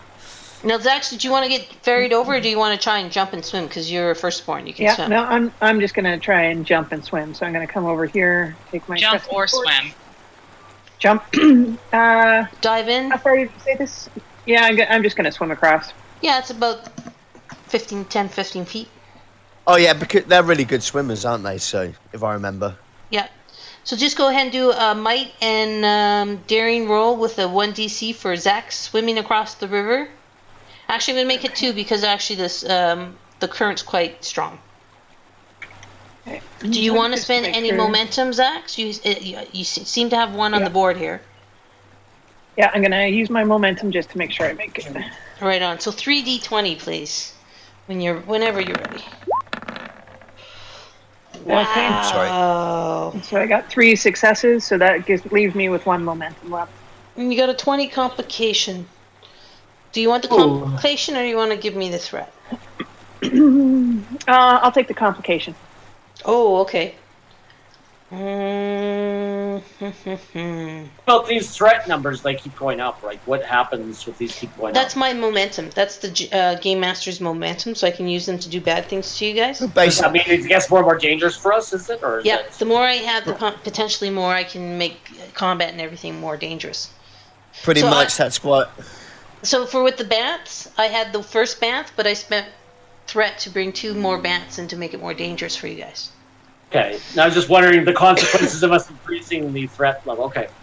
Yeah, it just means I have more things I can do, potentially. Bad things. Do you know... take 1 hit now or 2 later? Sorry? Do you know... Zax? I said it's kind of like you take 1 hit now or you have the potential of taking 2 things later. Yeah. Yeah. And so... I just want to do the complication first. Is that okay? Okay. No, that's fine. Zax, as you dive into the water and you stroke across, something grabs your foot and you get dragged under the water and you disappear from view. And we're going to hold you there with the complication for a second. Max, what did you want to say? Well, I was going to say that I was going to get Had to kind of maybe stay this side and watch the tunnel. But seeing that that's happened, Patterson, being the kind of guy he is probably going to dive in after him. Okay. And just in order to hold Zax under the water, I'm going to spend some momentum to do that. And I mean spend some of my threat to do that. Whatever, threat. Just to make it fun. I'm going to spend a lot. There we go. It takes it right down. And so Patterson's gonna. So you feel, Zax, on your leg. You have this. It's like an octopus, giant octopus, grabbing onto your leg, pulling you down. Okay, and let's go ahead and have Patterson jump in, if he wants to. Just trying to play him a bit like JC, because I remember at the start of the first book, he's talking about how he always puts himself out for other people. He'll put, he's kind of drawn by heroism, however stupid. I just remember. Okay, so you jumps in the water, and you two find under the water again this kind of ginormous kind of octopusy thing. So, what do you guys want to do, Zax and Patterson?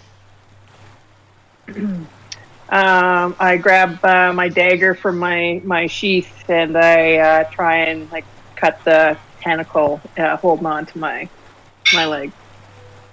Okay, and Patterson, what are you doing? I have a knife, don't I? Yep. I shall attack a different part of the octopus to try and draw it, because I don't know how its brain works, but I'm guessing if we can confuse it, it's less likely to attack Zax. So I'll try and attack a completely different part. Okay. Zax, let's do a melee attack to see if you're able to cut through the tentacle on your ankle. Please. Okay.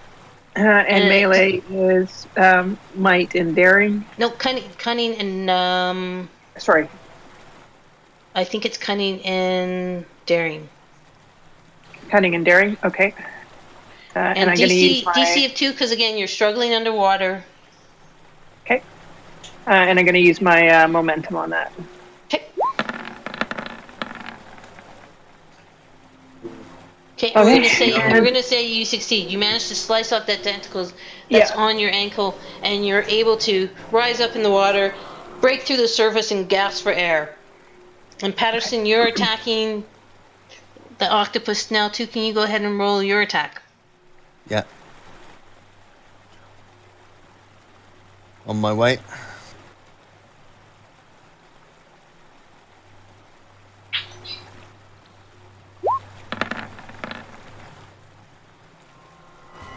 Okay, well, you're attacking it, but again, it's a DC of 2 because you're underwater. So you fail in your attack. Zax, you've broken... Had 2 successes. Isn't 7 his lowest out of those? Yeah, you're actually... Well, just wait. Cunning and might. What's his cunning? Take a look at... I'm sorry, no. Yeah, it's something like It's 4. It's 4, yeah. yeah. So it's just one success. So you're still underwater trying to stab at this thing. But you're not hitting. And obviously you're fighting the current as well. Zax, you've popped up to the surface. You did see Patterson plunge in afterwards. What do you want to do? I'll dive back under and try and pull Patterson back. Let him know that I'm free. Okay, so do daring plus, what would you like? Passion or empathy? Well, your empathy sucks, so let's do daring and passion, because you're feeling camaraderie, right? Okay. And you're doing movement. Okay, and what's the? I'm going to say that's 1 because you're a good swimmer. Okay. And you can see Patterson under the water. Okay, so I'm not going to use momentum on this. Yeah. Oh, dear, the 20. and apparently I should have. Oh, no. Right, you get gripped again. Right in a tentacle. Dang! Okay. Octopuses, I tell ya. Yep. Okay, the rest of you guys see these guys kind of bobbing up and down and being pulled back down, but you can't see the octopus because it's so dark. And the only light you can see is because Zax attached his torch onto his belt, so you can kind of see the light where Zax is, but everything else you've been plummeted into darkness. Okay? So you can't really help because you're dark and you can barely see what's going on except for the light bulb under the water where Zax is bobbing all around. Patterson. Yeah, Cthulhu in a big way. yeah. Having all fun. anyone got an outer sign? No. So I'm gonna stab it again. Okay. Did you have any momentum left? I'm not sure. I don't think I do now. I thought you had 1. Oh, maybe 1. Yeah. Okay. Okay. And can I help? I'm looking for the help rolls. Do I have to spend a momentum teamwork, to help? I mean, the thing is, you guys are kind of in different, like, well, you're close to each other. Well, we're teaming up on the same beast. Yeah. Now, how teamwork works is that you choose one of you to be the leader, and the other one is the assistant. And the leader must make at least 1 success, and then the assistants will roll 1d20, and if they have a success, they can add it to the leader. Use luck points to add an additional conflict action. And that's a very good point. You guys all have full luck, so if you guys want to start using your luck, I can't think of a better time to do it. Use luck. Okay. Thank you, Chad. There's 1 momentum to reroll combat dice. You really haven't used luck that much, right? So No one's used your luck yet. So luck is an automatic 2 successes. Yeah, I mean, I was just seeing if any of my help, but it's just spend 1 momentum to reroll any combat dice. Patterson has damage, what? 4 luck. Zax has 3 luck. Yeah. So you guys definitely have it. give luck to them, can't we? Or no? Just momentum. Momentum, No. you can only share it. Does Okay, anyone so- have any momentum they want to share? Sure, I could. Well, no, I don't have any. Fine. We're about to lose 1 momentum at the end of this term anyway, right? So why don't we use? To be honest, I haven't been doing that. I haven't been taking your momentum away Yeah, at each round. I noticed that, and I didn't say anything. I thought you were just doing that this session, but I'm just doing it so you still have momentum to work with, right? Because last Yeah. session you guys didn't have it, and it's no fun if you don't have momentum. Because in theory, Chad and Camellia would be down to 0 momentum, and so would everybody else, I think, right? So why don't we use luck?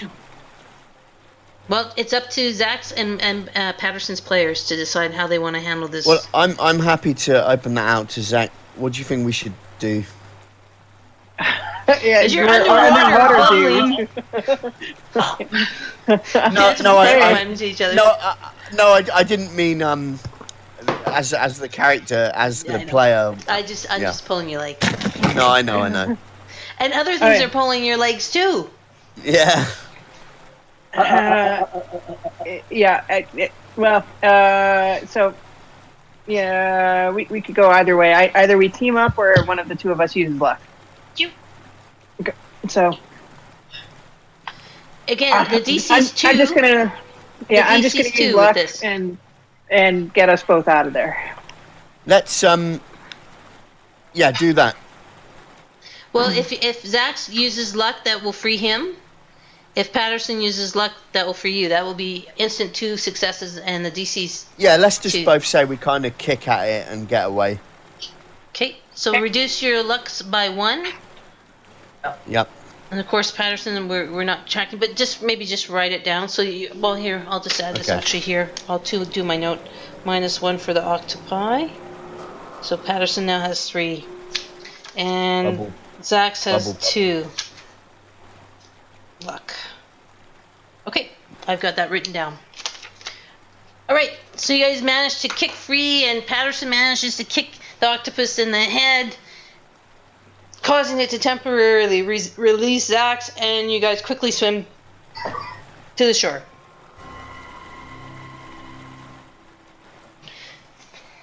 And next time you eat calamari, you won't have any regrets. Okay, so everyone's on the other side except for Had. Had, what do you want to do? Go for a swim, Had. It's fun to go for a swim. So, I don't know. I guess. You can send Patterson over to come get you. Yeah, let's just say he gets him because that way that's done then. And shall I make a roll for that? No, let's just do it because we're running out of time. We're at the last 15 minutes of our day to day. So okay, so you guys are all closer, and Zax, you're still in the lead with the torch, I imagine, right? Yeah, get up there, Zax. Yeah, I'm just kind of, shaking off all that water, and I'm gonna come over here to check out the, Okay. in this direction to check out the boat. And as you get closer, that mount of something, that silhouette that your flashlight revealed before, now shows some kind of little ruin, some kind of little stone structure. Right. Well, I think might also make sense to ask Cal what she thinks of it, because she may well know what it is. Oh yeah, that's right. Do you guys want to go investigate? Yeah. Or no? Well, Tanz's already there, pretty much. I could do a knowledge test. Okay, so are you guys all going It's to plus investigate, reason. or does anyone want to? I mean, what do you? Just tell me what you're actually doing, please. I'm just kind of poking around on it. Okay, so now again, it's pitch dark unless you are near the torch, which Zax has. So it's really going to be incumbent upon Zax to go with you, because you're going to be in pitch dark and you won't be able to see it unless Zax is pointing it right at the thing. Well, I guess Again, Had it's is going to ask Cal and Zax to come up. And Zax wants to check out the boat first to make sure that it's actually, just in case something goes wrong, if we need to use it to get away, that it's watertight and something that could be usable. Okay, well, I guess that's what we're doing then. We'll come back down that way. Bailey is going to use a knowledge test. Amelia's, again, you guys, it's pitch black in this place except for the flashlight that Zax has. Okay. So you will stumble in the dark and won't be able to find it unless you have the torch with you. Okay, we'll steal it then. Okay. Okay? Okay. So if you want to check out the boat, Yep. go ahead and Sorry, go ahead. No, sorry, finish what you're saying. No, go ahead. What were you going to say? Did you say Patterson was, does he have any items still on him from before? Or he hasn't got much on him, does he? No, he was transported naked. Yeah. He's got the harness of a slave, but he's got all the weapons from the slave traders that you guys got, and he's got swords, daggers, and pistol, So he's going to kind of have a wander and see if he can find something to make like a good old-fashioned torch. Okay, it's going to be pitch dark. Unless he has Zax's torch. I don't know how to keep explaining this. Do you guys have one source of light? This is actually pitch black. Okay, there's no... There's a torch, yeah. Yeah, like you guys' only source of light in this cavern right now, in this particular location, is Zax's flashlight. Which is a very narrow beam flashlight, because it's meant for mechanic work, right? So if you're going to have Patterson wander off in the dark, you can do that if you want to. Right, I got that. I thought, yeah, I misunderstood the type of light that we've got there then, okay. Okay. So in a way, the firstborn Dator has a lot of power, you guys, because he's the only one with a flashlight. Well, that's exactly how it should be. So what do I need to roll to do an investigation here? What are we calling this? Calling it reason and passion for curiosity / knowledge. Reason and passion, you said? Yes, please. Yeah. I'll just make it a DC 1 because you are from a seafaring race. Okay. Okay, and Great. my lowest was 5. Yeah, good.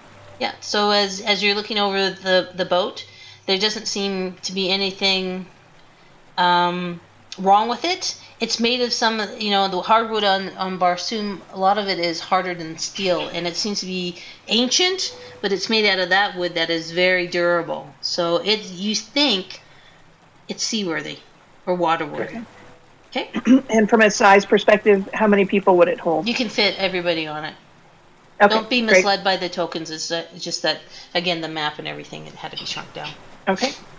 Okay, so I tell the group, this looks ancient, but to be in good condition, if we need to use it, I think we should be able to do that.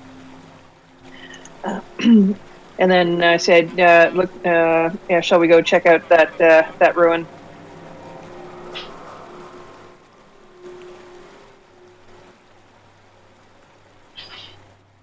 Or I'm all for that. I'm all for checking I'm out all the for ruin. that. Now let's go check it out.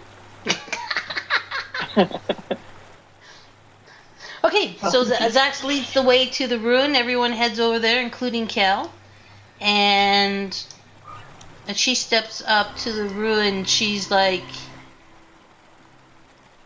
She roughly, like, she says, I see, like, it's been worn away. And so some of the symbols and stuff, she'll say, as she's kind of looking over it with Zax pouring the flashlight on it to illuminate it.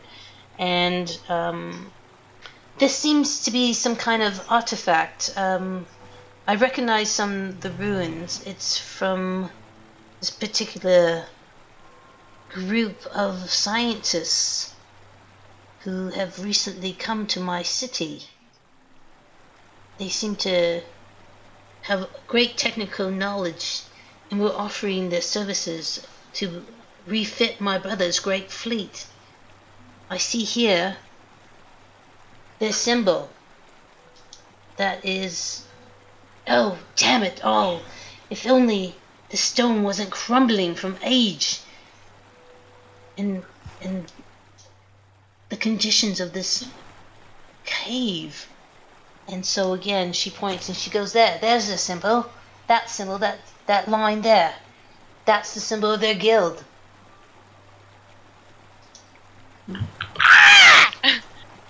Sorry, my husband just put snow on me again. Aww.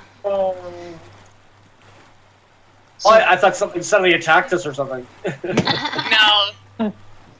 My husband just likes to have a go at me with the snow that we have up here in Maine right now. Well, we have lots in Calgary too.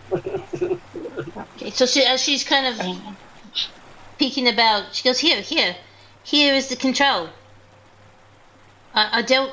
It's and she points to it. She presses some of the runes that seem visible, and all of a sudden, a control panel kind of flips over, revealing the insides where there are a metal shelf type thing with several different buttons, and you can even open it up and see the inside workings of this particular mechanism.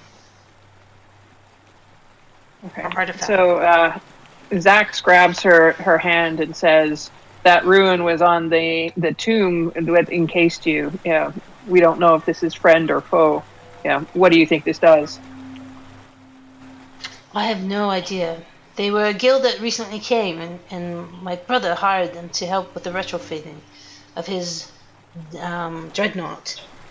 They are very advanced in science, but they are like, they contract to any Jed or any nation there is. I mean, they've only been in our city for only over 1 year. I can't imagine why they would take me and place me in that horrible coffin. I don't understand. But this is something of theirs, if the markings here. They are the originators of this artifact.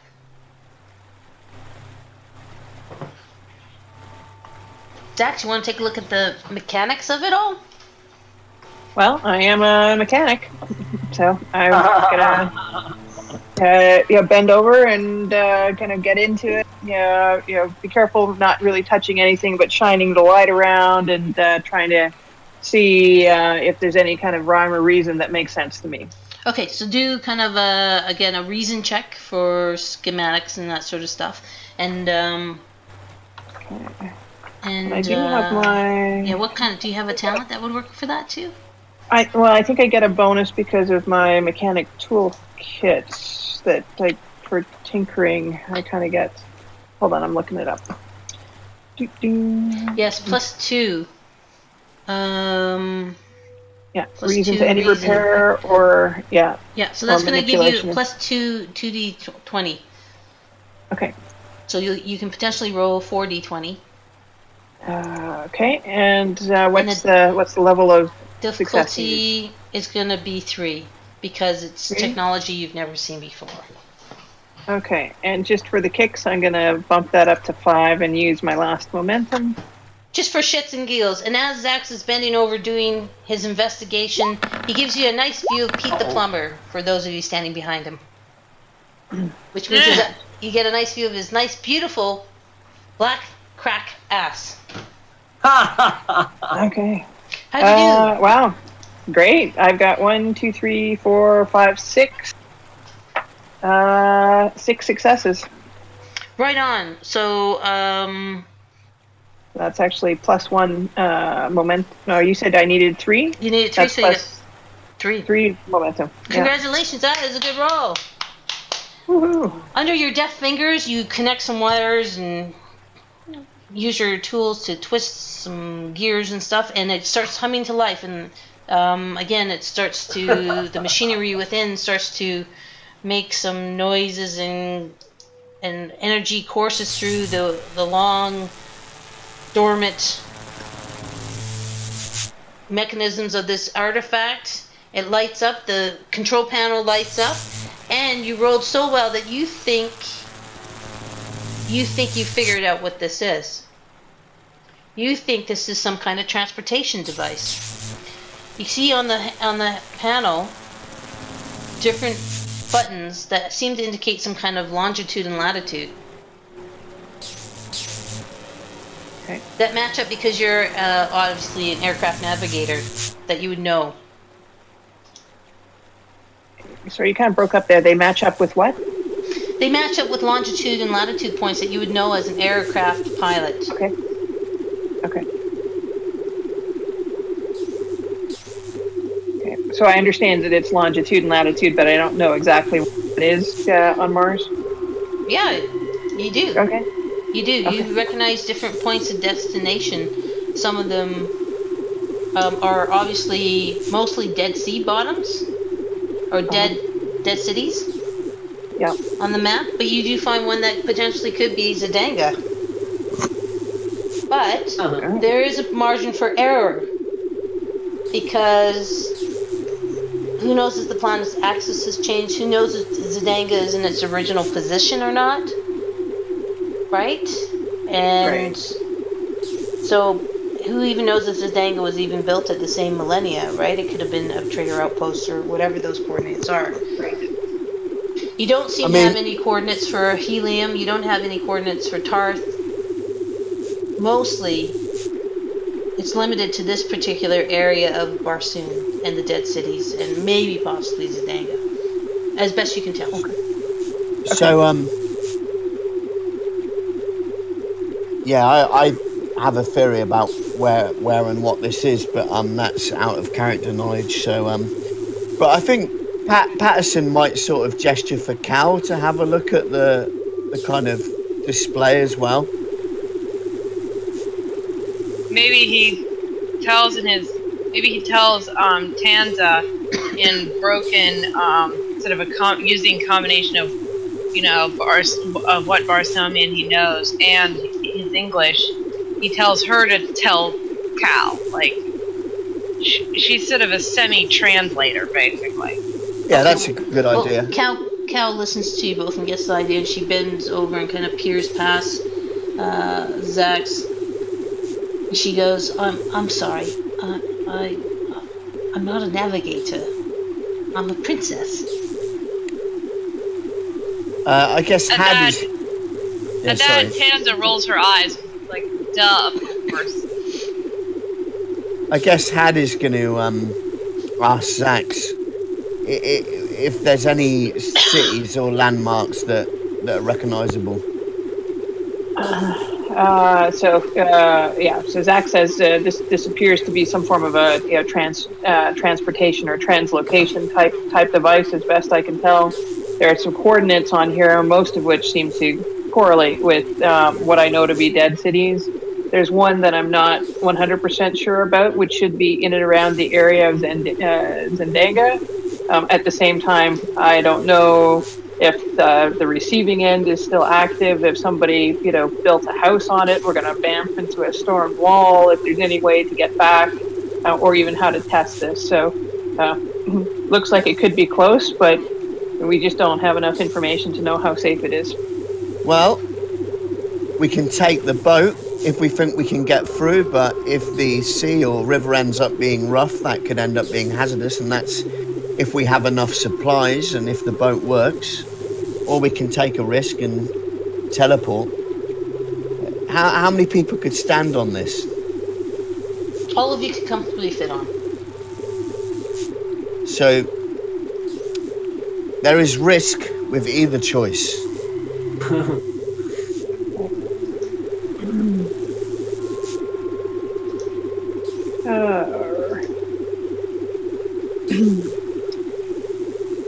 They don't really do democracy on Mars, do they?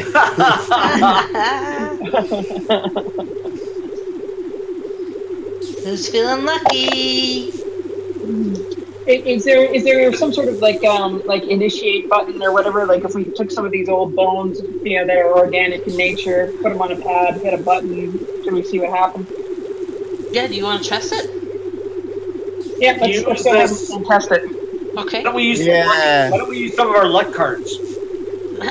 Well, I'm not going to make you roll for it. I think that's a great idea without rolling. So you quickly gather like a big skull of some dead animal that's there that you can find, and you put it on and you press what you think is the initiating mechanism or lever. I keep thinking of old Star Trek, and you pull it down and get that weird kind of transporter noise from original Star Trek, and the bone disappears. It seems to dematerialize, just like the effect on original Star Trek, and then it is gone. Does there appear to be any kind of retrieval type button? Like if I push the lever back in the other direction, does it reappear? You want to try it? Yeah, I do. Okay. So as you push the lever back, again, because it's on the same coordinates, you didn't touch or change the coordinates, the thing reappears back whole with no damage to it at all. Okay. Well then. I think that's as good as the test as we're ever going to get. So the boat or the teleporter? Everyone want a boat? Yeah, why don't we do that? Zax, vote. Teleporter or boat? What would your character most likely do? My character, I'm a bit of a risk taker. I'm teleporting. Okay, Chad. Teleporter. I'd like to do a teleporter. Yeah. What about Pamela? I think we'd like to use some of our luck cards. You don't need luck. You need to choose which one you want to try first. Let's do the teleporter. Tanzo, what's your thoughts? In character, what would Tanzo do? Vote or teleport? Oh. Well, she kind of... I would say teleported because she's really into science fiction. Ha ha ha. Okay. Had, you get 2 votes with Patterson and Had. In character, what do you think both would vote? Well, Patterson would go where Tanza would go, so that's a given. And Had will probably think, well, if everybody else is going to do that, I'll do it as well. Gosh. And they say democracy doesn't work in Barsoom, but it does. We have a unanimous vote for teleporting. All right. Everyone climbs the platform? Yes? And Zach's going to actually operate the control panel while standing on the platform, just leaning over on the other side of it, of the control panel. So you all climb, take a spot, and then Zax pushes down the lever. You have the oddest sense of dematerializing, fading out, and you see the others around you fading out. And it seems like you now enter complete black. There's nothing in existence. You are in oblivion with the coldest cold you have ever felt in your entire life. And it seems like you're there for an exorbitant amount of time. And some of you even start screaming to yourselves, but you can't hear anything because you're in oblivion. And just as you think you're about to slip into madness from this experience, you see yourself rematerializing into the material world on another platform. And you all shrink down to your knees. Some of you come out of and materialize screaming live, echoing in the room. And you turn and you kind of take a moment to gather yourselves, and Kel stands up and she looks about her and she sees some runes. She goes, this is the laboratories of the Temple of Knowledge. I've seen this before. In our sister city, I went there and I studied there. And she steps off the platform to investigate further. And as she steps off the platform, her body starts to disintegrate into dust. Her flesh falls down, her muscles underneath, then her bones, until there's nothing but a pile of dust on the floor. Dear. And we're going to leave it there. We're going to leave it there because it's 4 o'clock. Okay? Are you guys okay with that? I guess all the time of years just caught up with her.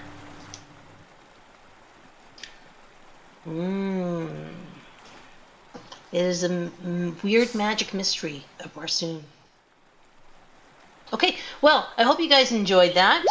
I just want to check because I know Tanza has to go play World of Warcraft. Yeah. I'm sorry this is taking a little bit longer than a simple one-shot session. I hope you had fun. I hope you all want to play some more. Oh yeah, I'm looking forward to what happens next. So I think we were talking about possibly March 17th as the next date when everyone can be available. I checked with Paula. She's available the 17th and the 25th of March. Is anyone, I know it's kind of a little bit ahead in time, but would everyone be okay with March 17th, or can we make that a tentative date? Is that another... St. Patty's Day. Oh, crap, yeah, I didn't even think of that.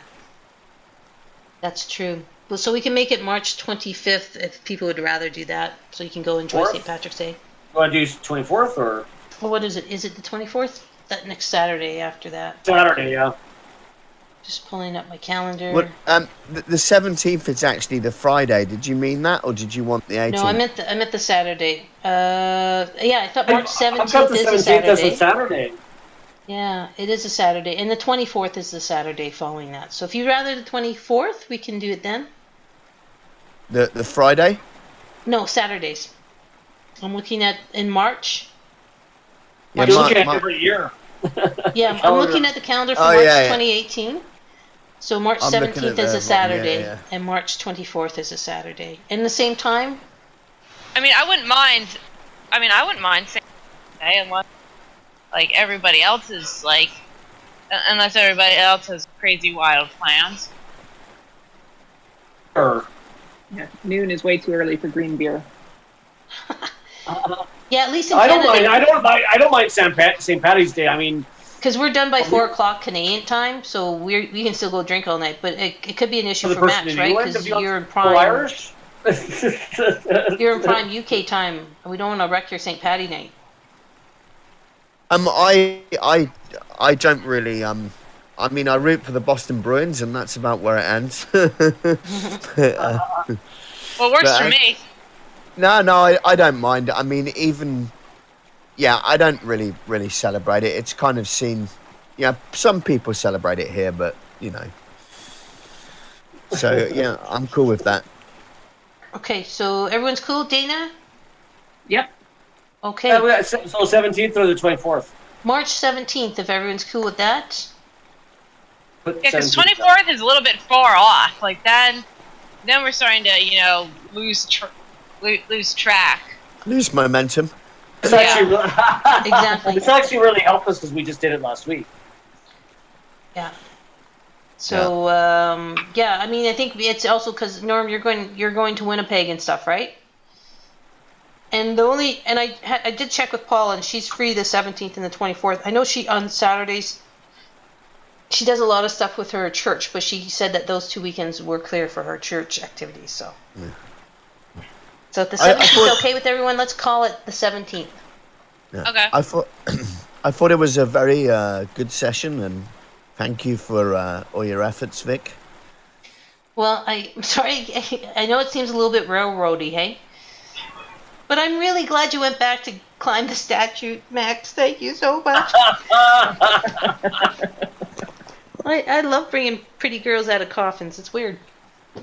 Yeah, but look what happened to her. We didn't get to sleep with her, and she goes to dust. Sometimes a lot of people just need to come out of the...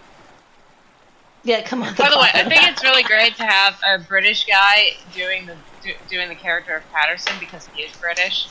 I love to play Patterson, and I hope you're not offended by the, you know, it's all just in character. But if you want me to stop, you're bringing authenticity.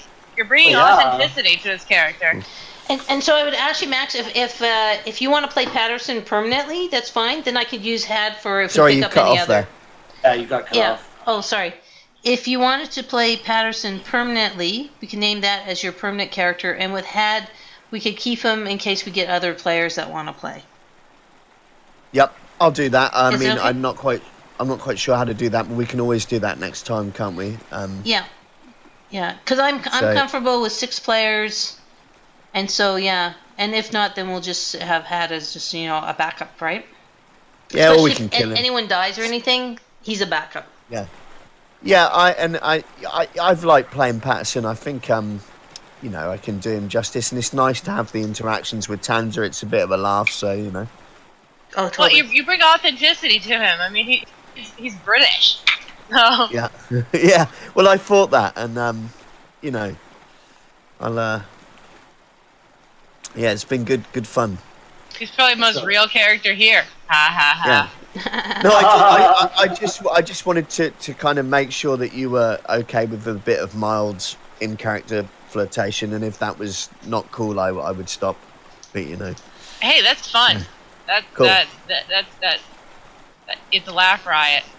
Cool. So there you go, guys. I wanted to show you actually what's left of the map, and you avoided, just so you know, because you probably won't ever go back to these caverns. You avoided a room full of what we call it, Usos or whatever, the rats. You avoided a big room of a herd of rats, a swarm of rats. You avoided a giant lizard. And what else did you avoid? Let's see. You avoided the giant lizard. Let me bring it. I stole it from, of course, Fighting Men of Mars. You avoided that. So if you pull out, you can see the whole range of the map. There was something in pretty much every room. And if you had actually, Patterson had succeeded in getting that landfall down, I actually had a boat up there as well, back up here, that you could have easily have gotten to. And so if you if you had gone a different way, you could have taken the boat pretty much out successfully. But there's stuff in every part of this particular cavern that I had set up. So it's interesting that you went this way with her. You could have easily gone in this other, other way. There's about 5 different ways you could have gone. So it's interesting. I'm really glad you went to the at some point in the. Oh, that's pretty awesome. At some point in the future, and it won't be for a while yet, but if I'm still, guys, I'm thinking about doing a Flash Gordon roleplay. Oh, cool. Okay. That would be neat. Gonna do something really campy and pulpy. It'd be good fun. Yeah, count me in for that, man. I love weird science pulp fiction stuff. It's fantastic. Yeah. B movies, right? Yeah. Okay, I guess we should wrap it up there. Oh, sorry. Go ahead, Max. Yeah. I was just going to ask if people had seen the Brian Blessed. It's a fantastic movie. What movie? Flash Gordon with Brian Blessed and. Oh yeah. Yeah, it's cool. No, but now I'll put that on my list. Cool. All right, so I know Tanza's got to go play Warcraft. So thank you, everybody. I hope you had fun. If there's anything, and thank you, Dane, for helping me with the momentum. That really helped a lot. So I really appreciate you keeping us on track with that. No, that was really useful. Thank you. All right, see you later. Thank you, Vic. All right, we'll see you March 17th, and we'll see my D&D players. We'll see you next Sunday at Revolution Games. Yeah. Well, not this Sunday, the Sunday after, isn't it? Yep, next Sunday. And just so you know, you guys, I've got a Conad the board game thing I'm going to run this Monday on the holiday at Revolution from 1 to 3 if you want to come play some Conad. If you're bored. Next Saturday? No, Monday. The holiday Monday that's coming up. That's this Monday coming up. It's Family Day. And so I'm running Conad the board game. For me, I'm working company then, so I don't have the day off. No problem. I'm just putting it out there because right now I only have 2 players right now, so I only have Kobe and I only have Marie right now, but that's cool. It will be fun. Okay, no worries. Yep. Okay, thanks a lot, guys, and have a good rest of your weekend. Great, thank you. Frosty. Bye. Bye.